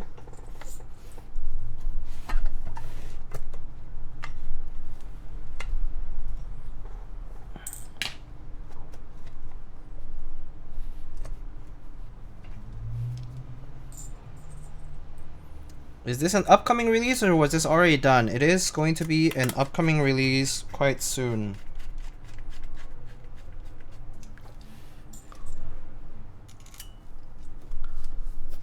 What's your favorite Keycult board? Oh, that's an interesting question. My personal favorite is probably the #1 TKL, at least for me. Oopsie, hold on. Let me hold this in place.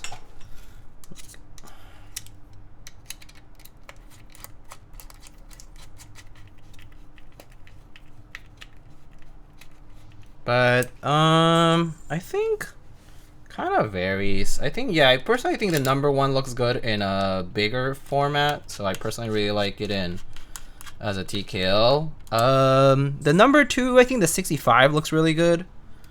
At least for my personal opinion. Both of them are good in their own right, but I do prefer the TKL in the #1, I think.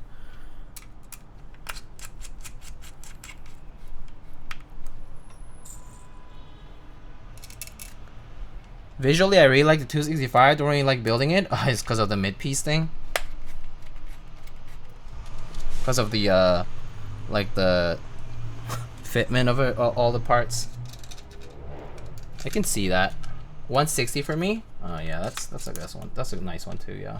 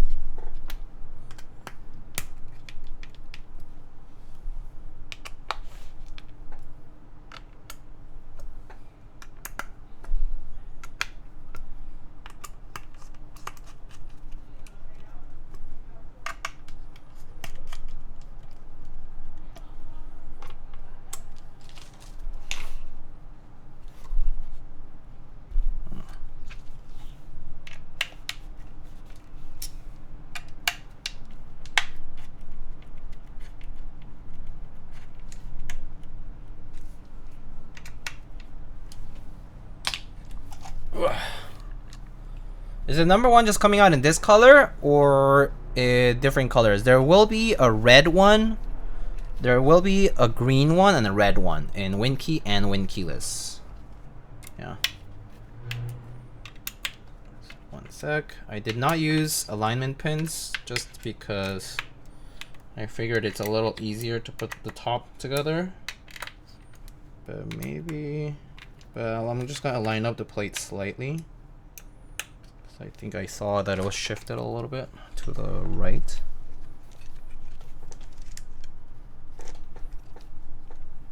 Easy way to check is to just grab a couple of keycaps. Okay, yeah, I shifted it a little too far to the left.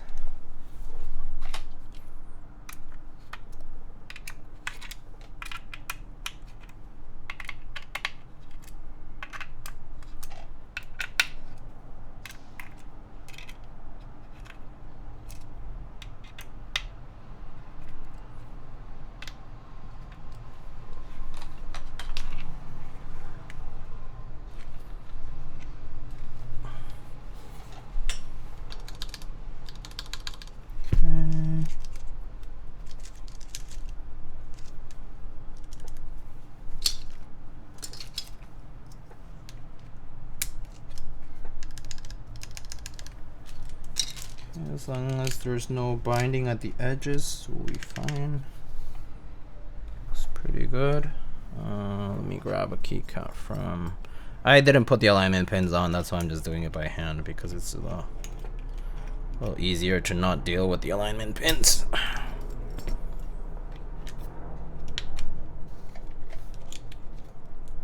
At least, I personally find it a little easier to not deal with them.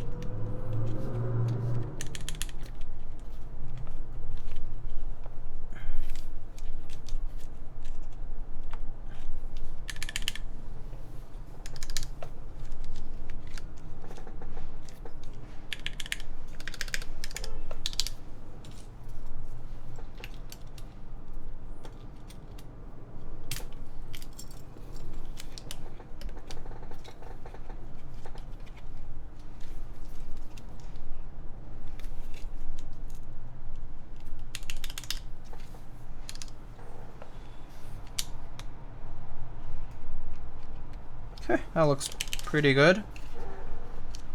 So let's just tighten the screws. So tighten the screws in star formation. Usually start from one of the inner ones. Go to the opposite corner. Tighten. Tighten. Tighten.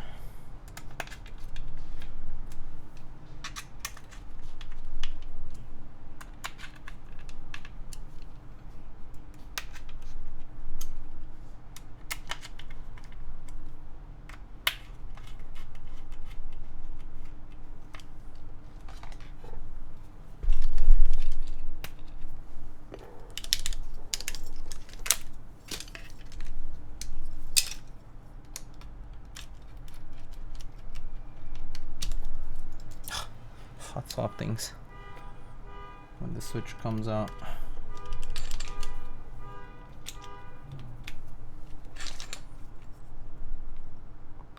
Alex wasn't able to close the case with the alignment pins. Yeah, it's a little bit of a tight spot with the alignment pins always, because it's just like if it rubs just a little, it's kind of a pain in the butt. So better to not use them sometimes. Just a little easier to just do the alignment yourself by hand, you know what I mean? Yeah. So, yeah.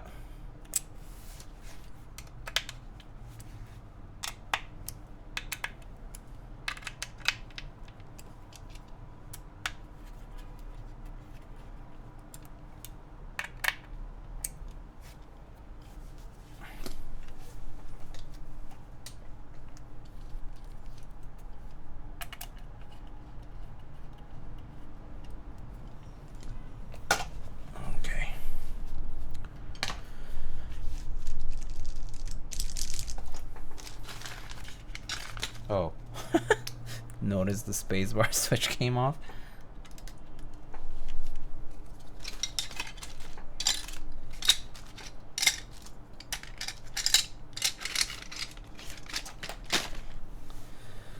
Alright, let's see. Racing green time. Oh, I don't have racing green. I do have Taiga. And I saw that Mr. Mason Gray earlier redeemed CRP Hebrew Green as well. This is what I think I saw. I might be wrong. Yeah, someone did redeem Hebrew Green as well. If you wanted to see that, that's also another possibility.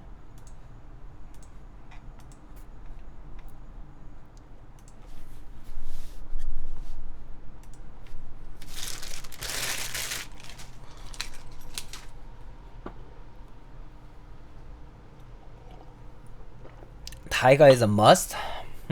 Taiga's a little darker green, but it could work pretty well with this, yeah. I'll bring both the CRP set and Taiga. How's that? Let me bring those over. I'll be right back.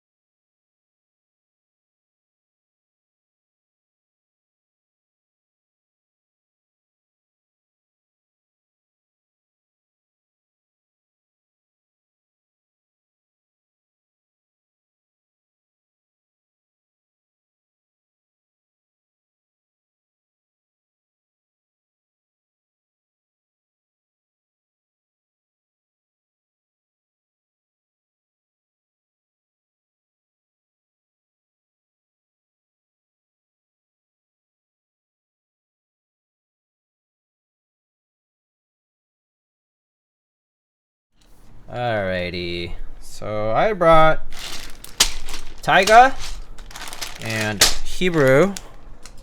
So let's get on with those.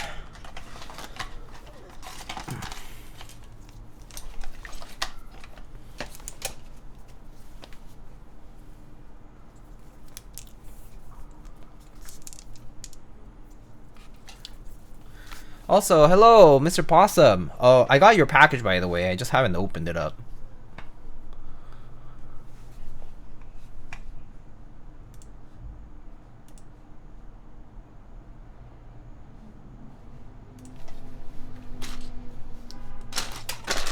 Alright, so let's see. So you guys can tell me what you like better, perchance.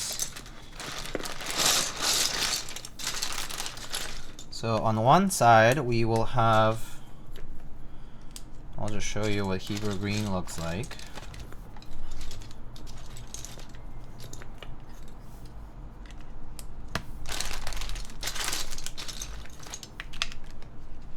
It's just beige, right? And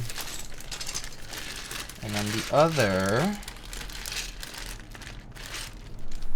Tiger might actually work fine. Let's see though.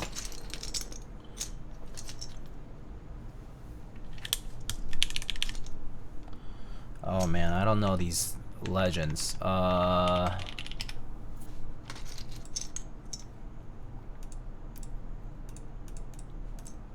Okay.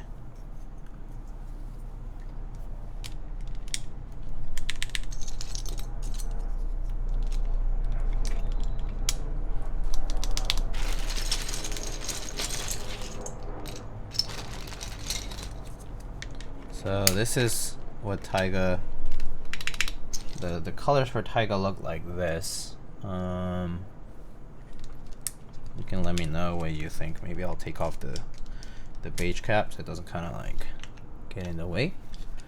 So Taiga is a little bit darker, a little bit bluer color wise. Like that's the space bar right there. Might be a little on the nose.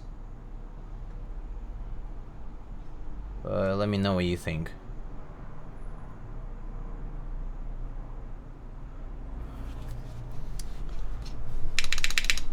Might be okay too though. So I'm kind of, I need to see some alphas maybe, and maybe let me see this model for our next one alpha. Is this bottom row? I'm not sure if I'm into Taiga.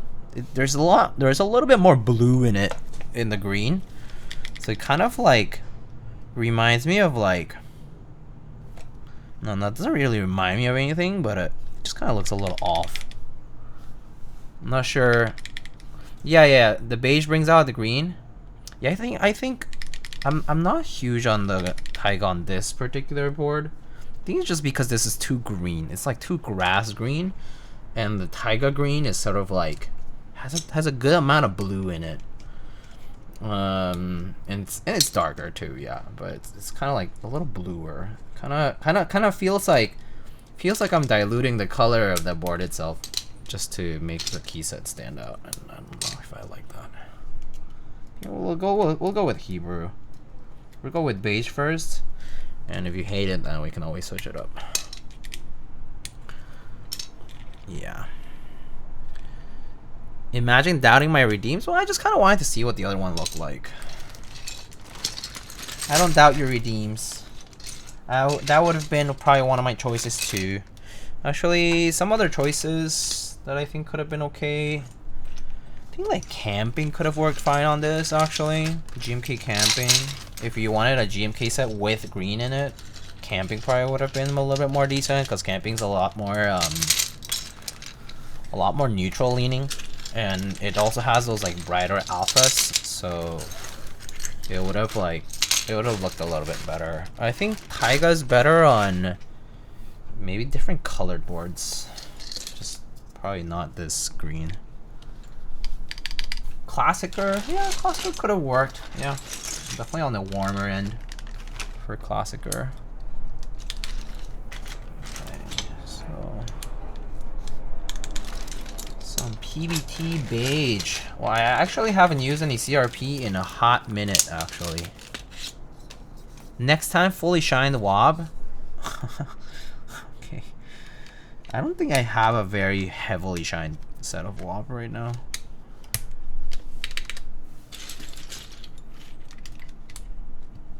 Or do I? I don't know. I don't think I do though.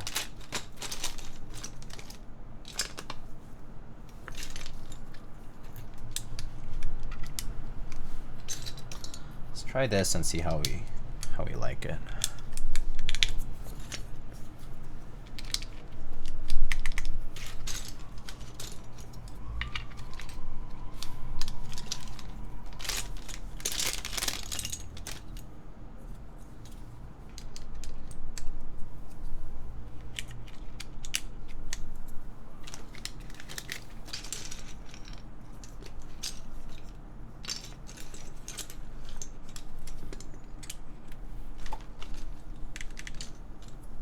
What switches are those? These are Gateron X switches.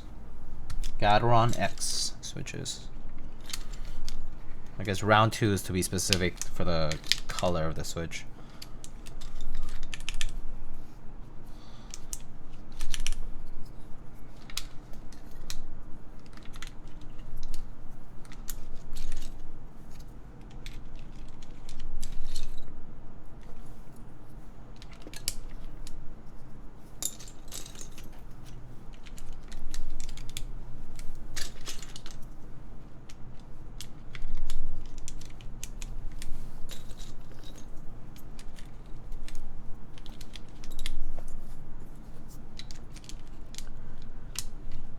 Is CRP texture similar to OG dye subs? Quite similar, yeah. It's very like very smooth top texture.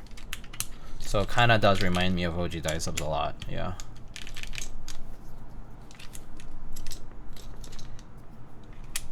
Yeah, I would say in terms of like legend quality and texture, CRP definitely comes the closest to OG dye subs. And then the only thing that's lacking from CRP is that it's not recessed stems. Just makes them sit a little bit higher than like GMK or like real cherry profile. So that's the only thing, but there are a lot of board designs that kind of account for that too, and so it doesn't really look off. But there are some boards that, for example, the skirt of the this like the height of this part here is a little off, is a little like low, and so if you have something that's like old PBT or like CRP and other stuff, the keycaps, like the switch shows under the cap a little bit. So yeah, it kind of depends, I guess.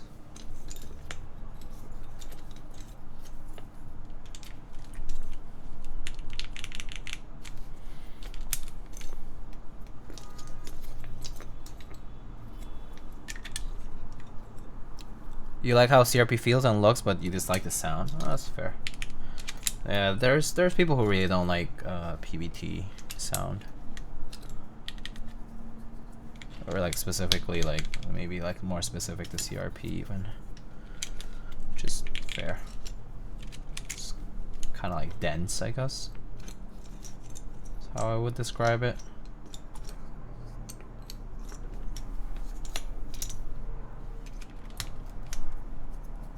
Bought some Gateron X R2 a few years ago. Any reason why we didn't go Sangan? Just kind of didn't feel like it. Yeah. Just felt like trying 625 today. I was like, why not? Right? Oh, did I put the wrong row key on this? I think I put an R3 or something like that here. Yeah, I just felt like trying 625 today. That's all.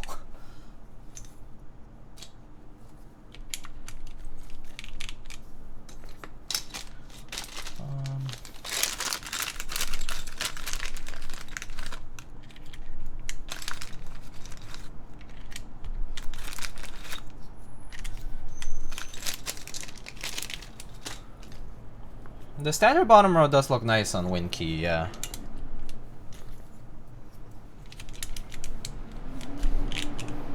That extra bit.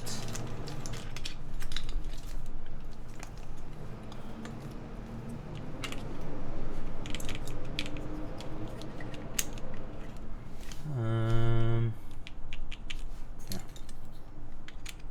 And then F8.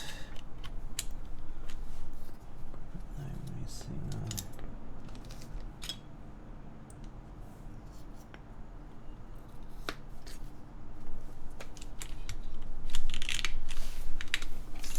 Okay.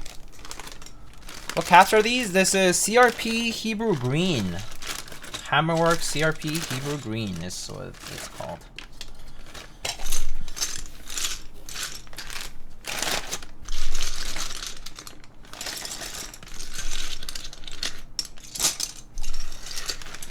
Looks really nice like that. Yeah, I think. I actually think the step caps lock looks so nice with WinKey 625. Kind of stands out a little more because you're so used to seeing step caps lock on the 7U stuff.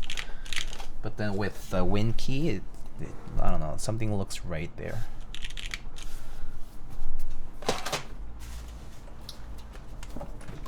I don't know, it's just me. Maybe I'm just coping, but, you know, let me cope, I guess. Let me cope.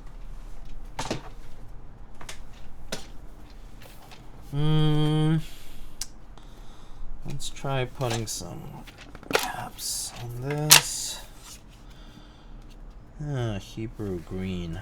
Maybe we'll go with green partisans. Maybe I'll have this nice trio from Mr. Hungerworks Studio.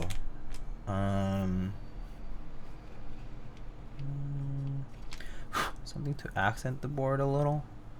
Maybe a little squatch.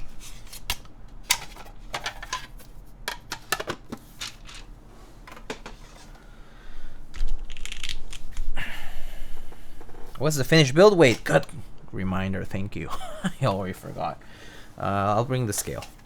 I have the scale over here.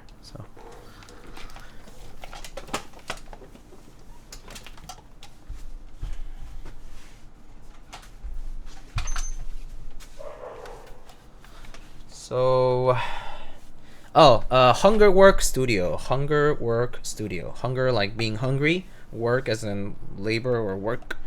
And then studio. Hungerwork Studio. That's what it's called. Okay, let's wait for it to zero out. Okay. Tear. And fully built. It is almost 5 pounds. 4 pounds and 11.5 ounces. Which in kilos, that comes up to be 2.14 kilos approximately. So, honestly, a pretty good build weight for all alu. For the people who are you know, wondering if all alu is sufficiently heavy. Yeah, I personally think over 2 kilos for a TKL all alu is pretty good. I think it's plenty heavy. That said, I know that some people do prefer just to have the material, like the other materials, in for whatever, you know, sound purposes and otherwise. Understandable. And of course, I do understand that the price tag is heavy, so that's also a fair point of criticism, if you want to call it that. So.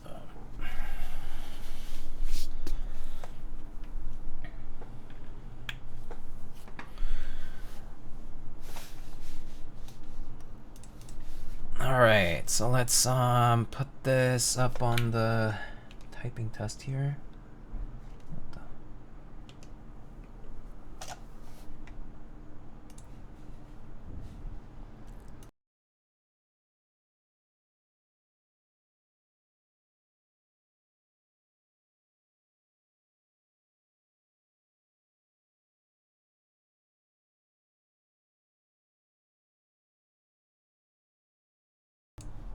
Okay, there it is from the side. So let's give it a shot. Audio is good. I think audio should be good. Let me know if there's any other issues. But let's let's try it out.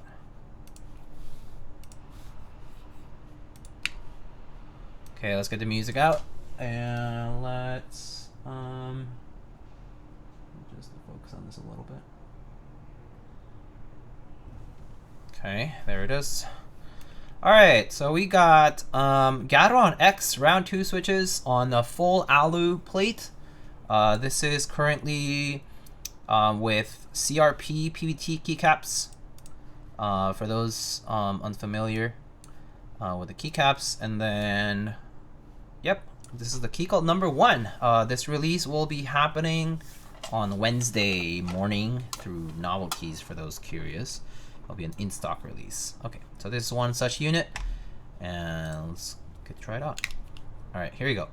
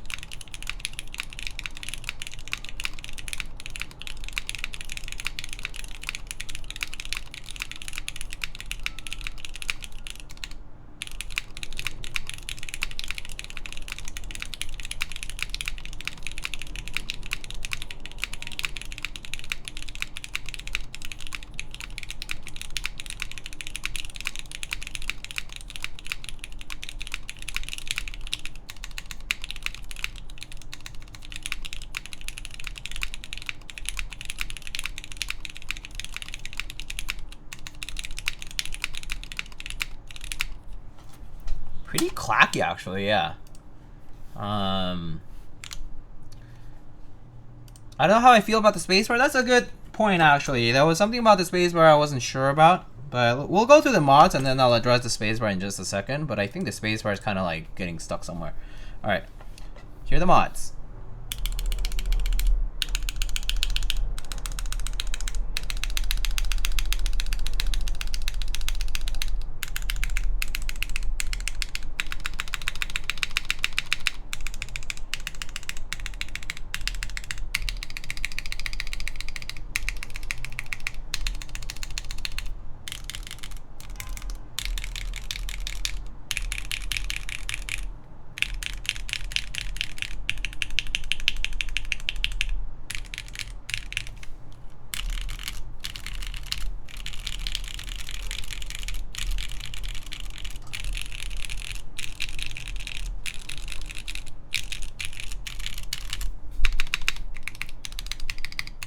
Yeah, something's up with the spacebar, I think, and I think it might just be it's a little tight, maybe. So we can check that real quick. Yeah, it could be the switch or it could be the bar itself. Okay. Just mount it properly again.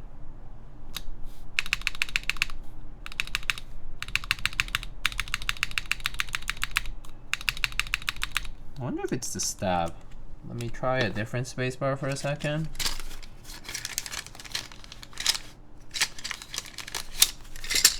Just trying a GMK one here. This is just like a spacebar from like Analog Dreams, I think. Yeah, I think it's... What do you guys think? I think it might be the bar itself. Kind of sounds a little rattly on the right side. Let me actually address it by adding a little bit extra lube on there, just a tiny bit.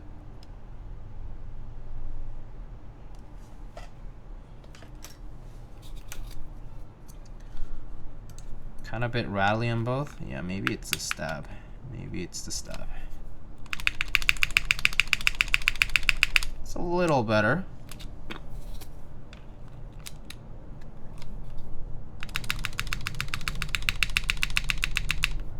Yeah, I think it's maybe the stab. Maybe I didn't lube the stab enough.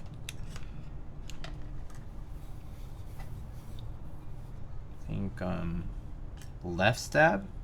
Maybe left stab on the left side. I'll add a little bit more, just a teeny bit. Usually I don't like to touch up too much. just in case I don't overdo it on the lube. But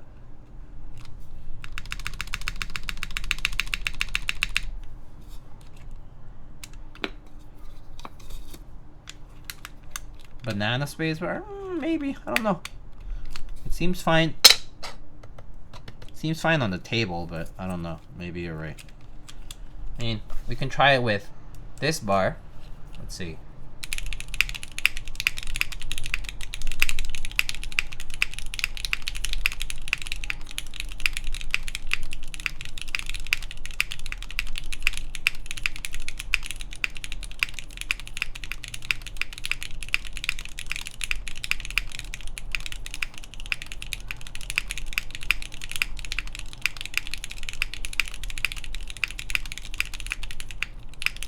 Yeah, I think it's maybe it's the spacebar. So yeah, so that's a little bit different with GMK. Maybe it's just a little thick and heavy feeling on the stab right now. So that's probably what it is. We can try it with ABS. So how about we can swap it out with some GMK. How about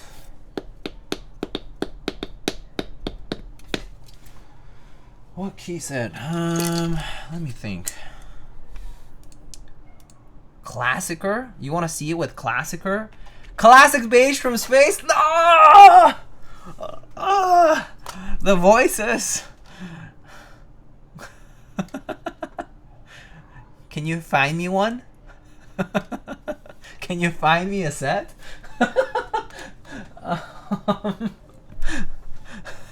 The voices. Okay. Oh god. These PVT cups are grippers, yo. Okay. Let's we can try something else. Zooted? Okay, maybe. Actually, I do have Zooted on a different board right now. I can go get it too, though. It's not a problem.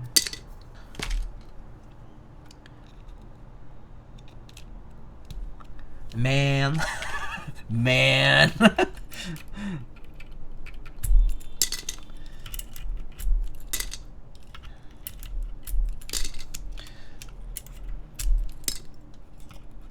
Oh, damn it.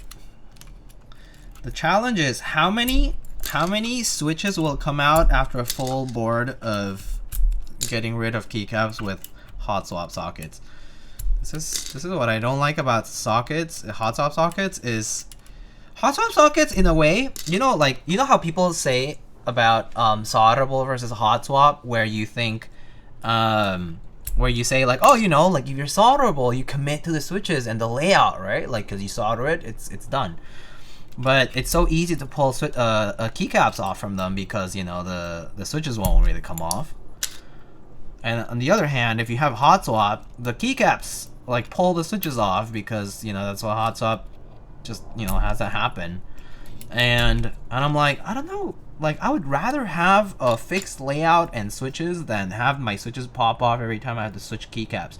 So you have to like commit. So if for solderable you have to commit to your switches and your layout, on solderable you have to commit to your fucking keycaps, and it's really annoying. Because I think I would probably switch keycaps more often than I would switch switches. So committing to switches is easier than committing to keycaps. I mean, I know for a fact that I can't commit to keycaps because I have way too many keycap sets.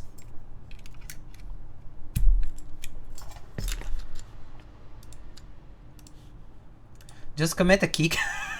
Yes, super glue every single keycap to the switches. So just let them stay like this forever. Gawk was right all along. That's right. Just super glue every single cap to the switch. How could I have not thought of that before? Such a dingus. Some people say solder sounds better. Yeah, some people say that too, but I don't know. I genuinely don't know if solderable does sound better than hot swap. I don't as someone who is like a scientist, an engineer, you know, like I don't really believe it. Like I honestly think it's pretty minor. I think a lot of the sound is gonna be coming from your switches and your keycap choice and your plate, right? But I mean, if all else is equal, like I don't know. Actually, didn't Simon do that just earlier? What happened? Oh, gonna dip. Gonna have to be away for a change in our system in 5 hours. Oh, okay, Possum. Have a good one. Thank you so much for stopping by, dude. And I'll keep you posted about your stuff.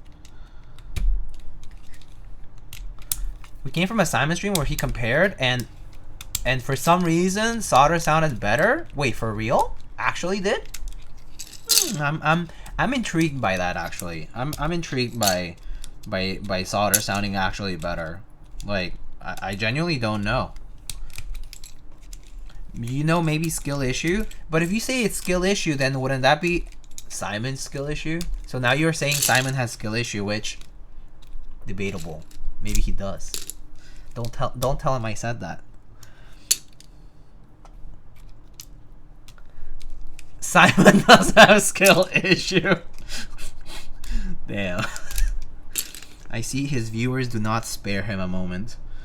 Okay, I thought I could do it with my hands, but I can't. Not with the bottom row ones here, it's kind of annoying.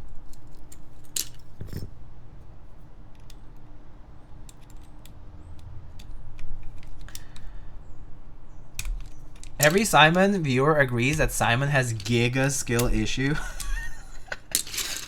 Poor dude. That's fair, I guess. I mean, I guess viewers here would agree that I have skill issues, so that's also okay. Okay, fine. So we did this. So for GMK, what keycaps did people say earlier? Someone said something, and Zooted. Someone said Zooted. Okay, yeah, we can try Zooted. Let's give Zooted a try. I need to go get the majority of the set from my other board. And then I'll get the modifiers because I did build with 625.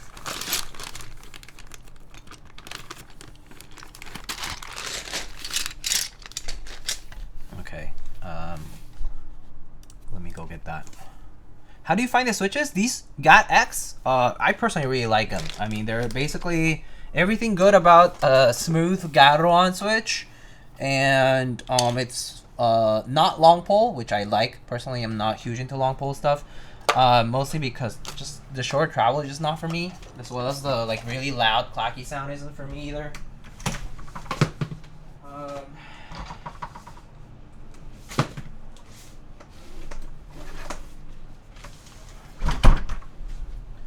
Okay, so it would be a nice blind test with no keyboard enthusiasts as subjects. Yeah, that would be a good test, yeah. Do you remember Christian from Key Bonbon Kinetic Labs? I remember him, yeah. I mean, I know him, yeah. I've talked to him before. He did a comparative sound test with Milmax, solder, and hot swap, and it was definitely interesting. What was the finding with that? Chance upon the same vid the other day? Oh, I see. Okay, so I need to get the Zooted from here for the most part. So let's do that. Look at my not skill issue keycap swapping.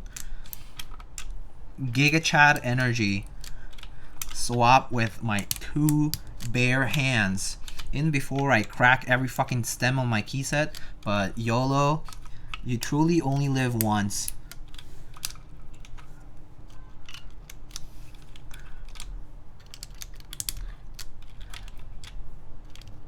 Teja could never do that. Teja could never do that because he would have to touch his nips first. He would have to go. And then go. Okay, I'm gonna put the keycaps on.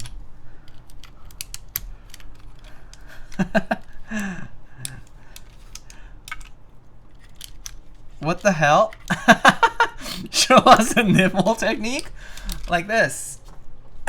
And then you go and then you put it down.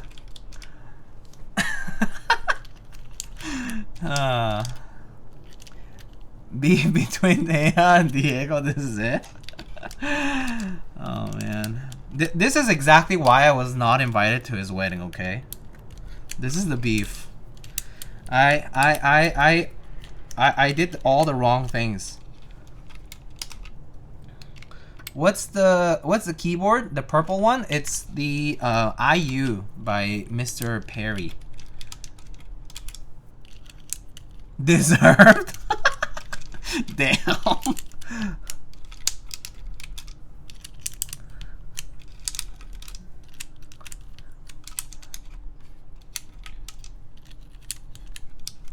Oh man, there's so much kiwi fur on this board. Kiwi, I did have, I was using the IU quite a lot when I was busy writing my thesis at one point, and Kiwi sat on it a lot. Sometimes I was like, dude, I need to get this done in like a day. Like, hello?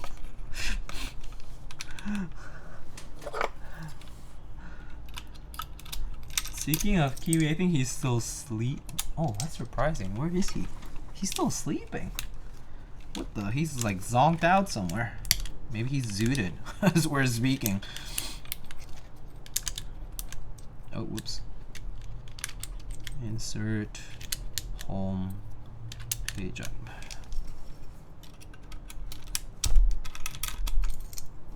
He's going to miss dinner time? Oh, he does not miss dinner time, my friends.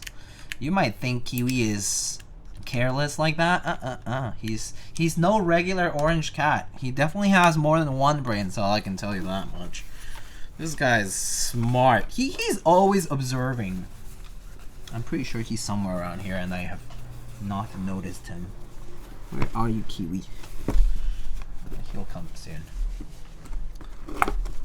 All green? Okay, all green it is. I'll bring the I only put the purple one because it was what I had, but I'll bring the green enter key as well. So let me just get the rest of the Zooted. Okay, the rest of Zooted.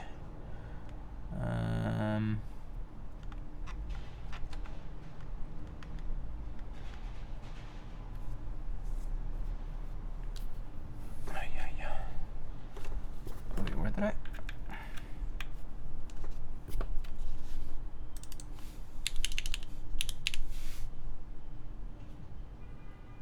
Oh, okay. This is purple. Does that look like gray to you? What the? Is my camera like that bad? No way.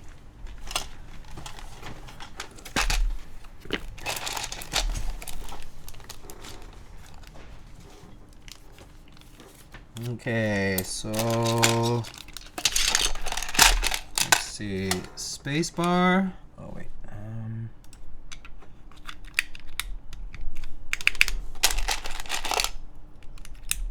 and mods, and yeah, sure. I'll swap the enter key to a regular green one.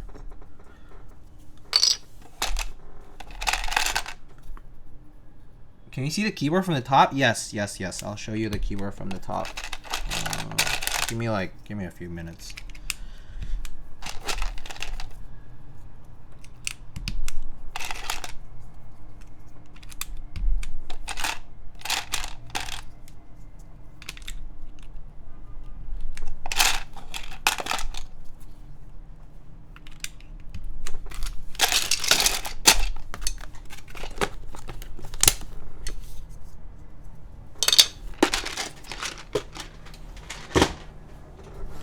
Okay, there it is. Just realized this is 625 bottom. Yeah, I built it 625. I built it 625.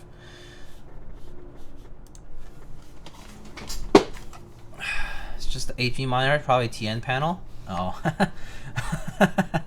Fair.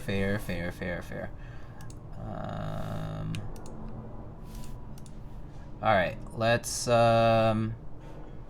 so someone wanted to see this from the top. Here it is from the top.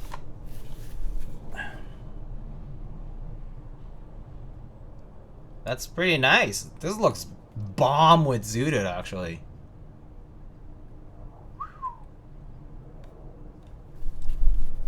Alright. Let's try typing on this now. Alright, let's try typing on this. Alright, let's just try typing on this from... Oop, minimize that by accident. Okay. Let's give it a shot. Alright, so now we got some GMK set.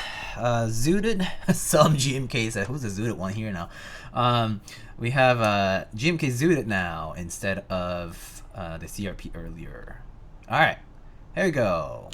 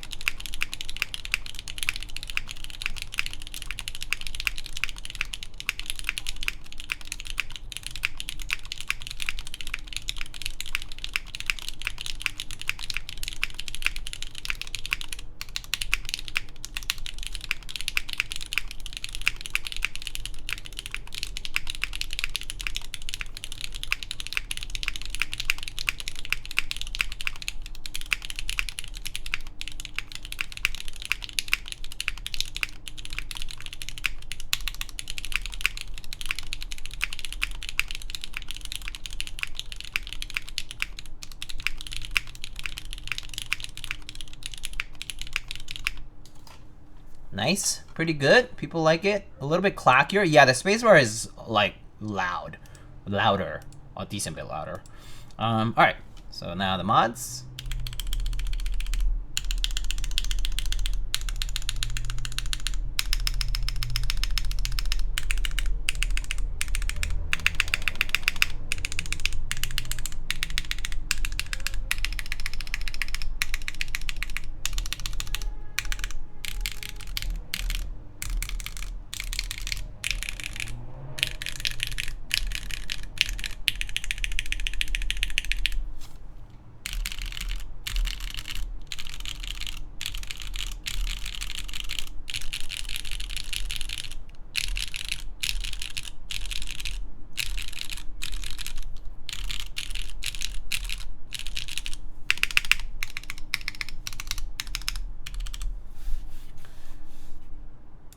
Pretty good, pretty good. But yeah.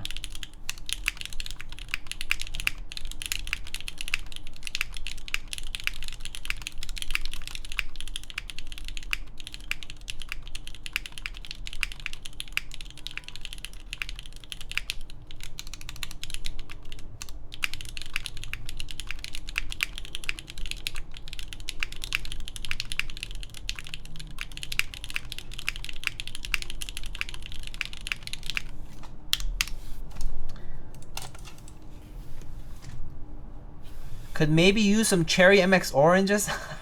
We could have definitely built with Cherry MX. I mean, if you guys really want me to build with Cherry MX, I definitely can. Maybe not today, but because I gotta go on a gotta do some other stuff in a bit. But maybe some other time I can do some Cherry MX. Maybe I can do some browns, maybe, or I don't know. We can try MX Black spacebar. We can try MX Black spacebar. Yeah. It's, damn it, there goes another switch, there goes another switch. Will this one come off too? Oh, that one didn't. Okay. MX Black. Is this MX Black? Yes, this is MX Black. Do I have... Okay, let's try.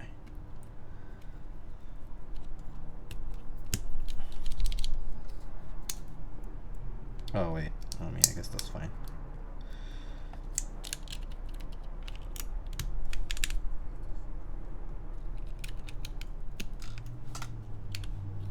MX Blue spacebar, thanks. That's also okay. Alright, MX Black spacebar, here.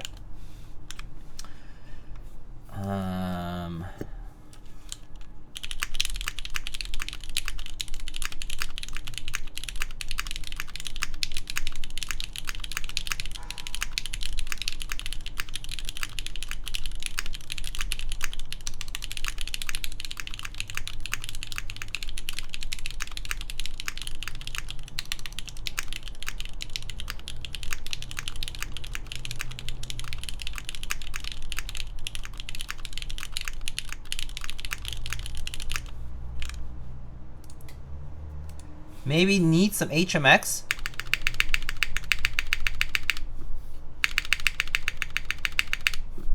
I mean, I got some random ass switches here. Let's see what I have. Maybe even got some random Alps. I don't know what this is. That's a Curry switch, I think. What's that? Is that a Boba switch? That's a Boba. Some random Durock switch. I think there's a long pole JWK of some sort. Is that a high move switch? Okay, I don't have HMX here, do I? Is this HMX? Maybe this is HMX? I think this maybe is HMX. But yeah. Can you use a BCP? Sorry, I don't do that. We don't do that here. No Franken switch. Just kidding, but I actually just don't have one. We could try this. This is a yeah, or the graphite golds are good. Yeah, the graphite golds also. Either a long pole switch maybe. Long pole loop, long pole switch. Could try that. Real quick. Long pole switch might slap too. I mean, I think Alex built his with a long pole. If I recall correctly.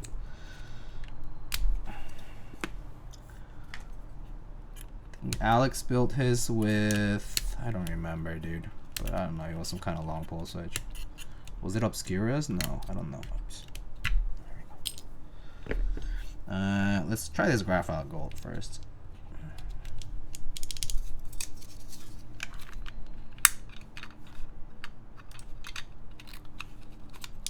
Shoops is somewhere crying right now at your lack of BCP. Shoops may be crying because he, I don't know, maybe missed some cool fashionable drop of clothes somewhere. The man has drip. Alright. Any 0.1mm travel switches? Low pro only. Alright, here it is. Okay, so now.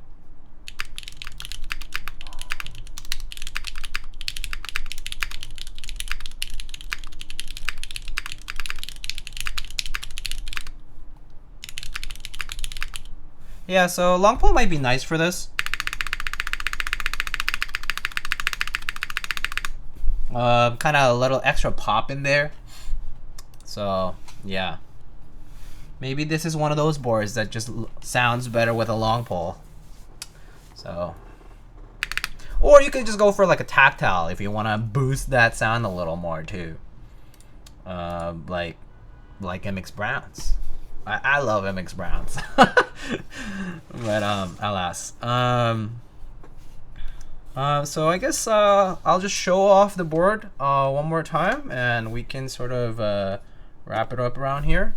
But maybe in the future if I get to rebuild this, I'm not sure if I'll try to see. I have actually kind of a bit of a busy like weekend with a few other builds too, but I don't know if I can reschedule before the actual drop. But I know that for sure if there's anybody interested in the Keycult, they'll get it. That's probably the case. It's not a cheap board by any means, so get it if it's in your means and you like the design. You know, go at it. I personally think it's a nice board. That said, people have their reservations because it is pricey and because Keycult has definitely had, you know, issues in the past, but I don't think this board has any of said issues from the past. Like issues from the past had to do either with fulfillment or with finishing. And I don't think that's the case here. The finish on this board is quite spectacular. Like I would say it's pretty much on par with all the really extra premium stuff you see out there, as well as the budget stuff that has really excellent finish. And so like honestly, in terms of anodizing quality, in terms of all that, this really good, really good. The parts fit nicely, no issues in terms of building, at least personally. But yeah, this is a pour-on gasket mount, pour-on sandwich gasket mount. If you don't know, it does undergo a pretty significant amount of compression. So when you close the case, if you're, you know, by any chance you're buying this, when you close the case, you make sure you compress on here nice and tight, right? You see how the seams are like you know, closed off. but you gotta just make sure you press the two top and mid and bottom together nicely, and then tighten accordingly. And then yeah, so there's some compression there for the power and gaskets, and that's what the board looks like. This is the green WinKey unit. Do they think they'll sell out quickly? I don't think 500 units will sell out quickly at the price point, especially when you have such large number of keyboards out there that are at a fraction of a price, and people just consider them a better deal for the buck, like better bang for the buck. You know, when you have, there's like, I see the customer base to be divided into many stratums, right? And the bottom portion of it, where the majority of people are likely going for something that gives them a good bang for the buck, okay? Or they'll want something that's practical and yet not too expensive. And so I would say, like, when it comes to premium brands like Keycult, or when it comes to pretty much any keyboard out there, enthusiast board out there that maybe is running a low MOQ kind of run, low batch, and, you know, cost $500 or more or whatever, $400 even. For TKL, I think 400 is where the line is drawn between premium expensive, like kind of like either you're paying for the design, you're paying for the name, or you're paying the cost of manufacturing at a low MOQ. You're paying that cost yourself as a customer.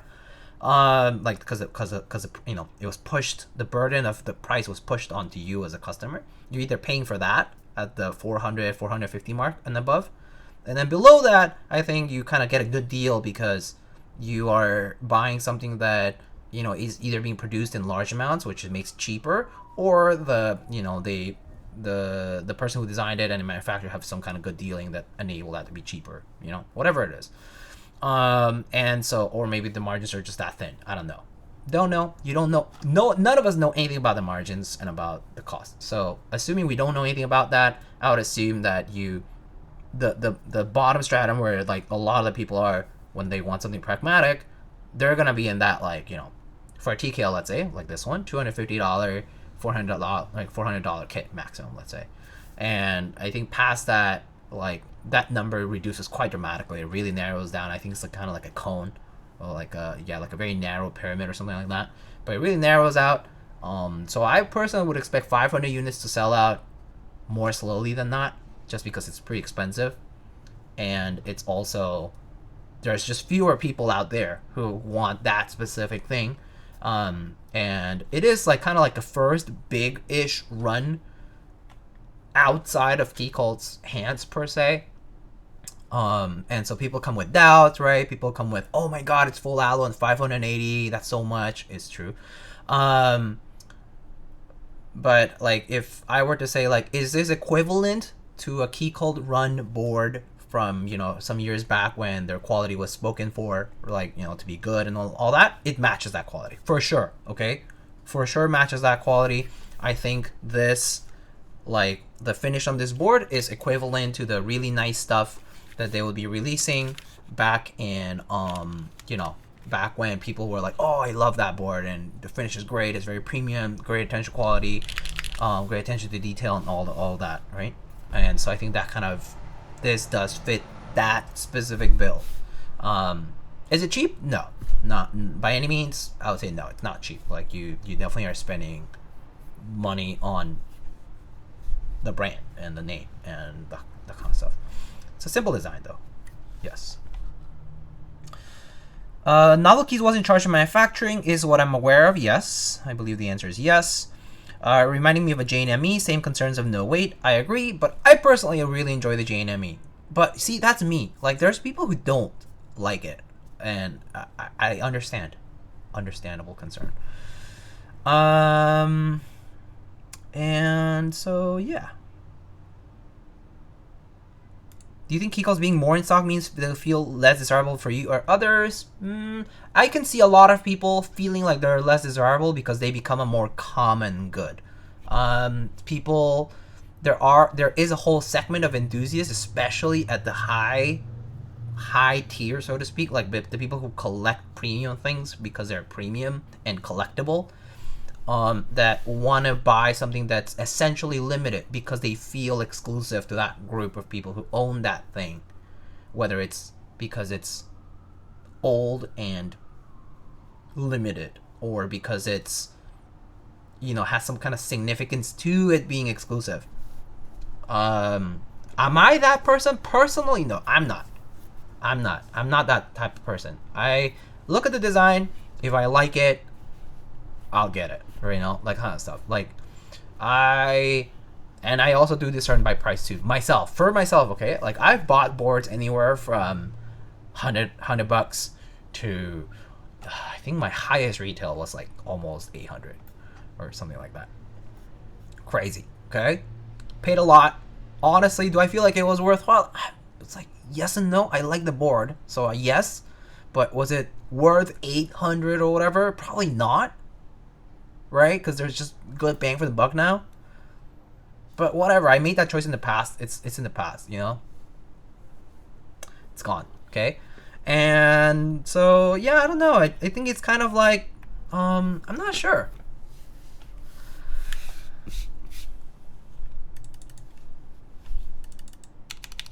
Yeah, but some people like that, right? They like the exclusivity, like the limited aspect to it, and yeah, that's fine. If you're a collector because you like that, good for you. You know, there is plenty of that. If you want exclusive, there's still plenty of it. Even with the new stuff coming out, there's always still some people who want that, and so there's gonna be an audience for it.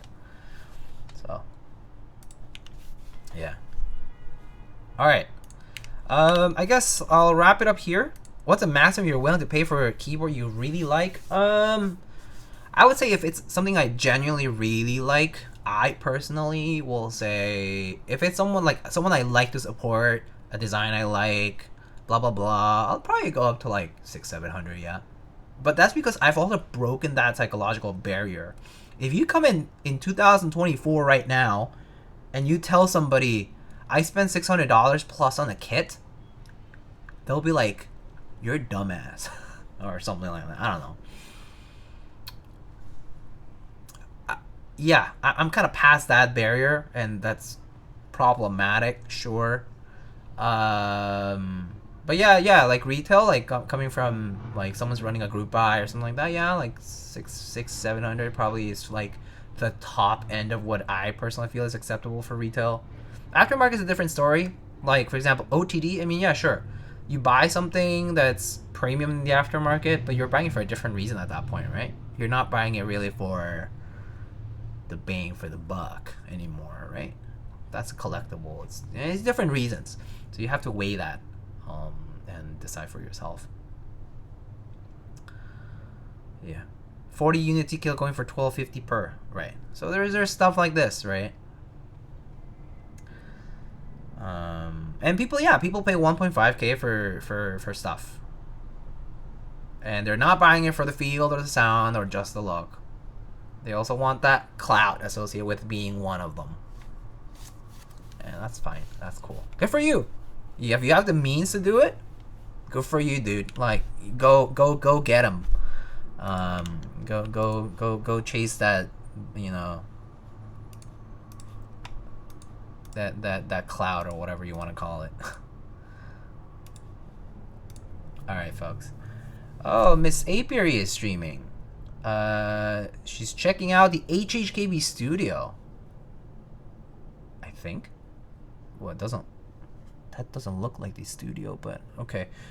We can raid over there, I think. And then there's the Mana Geek, and I don't think I see other keyword folks right now live.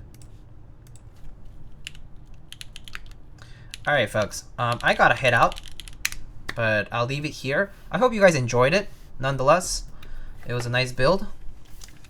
Here it is once again.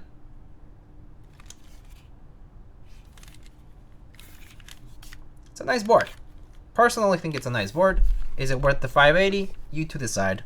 It's up to you to decide that. And so, you know, I'll leave it here. Oh, looks like I bent the pin over there. But all right, folks. I'll see you later.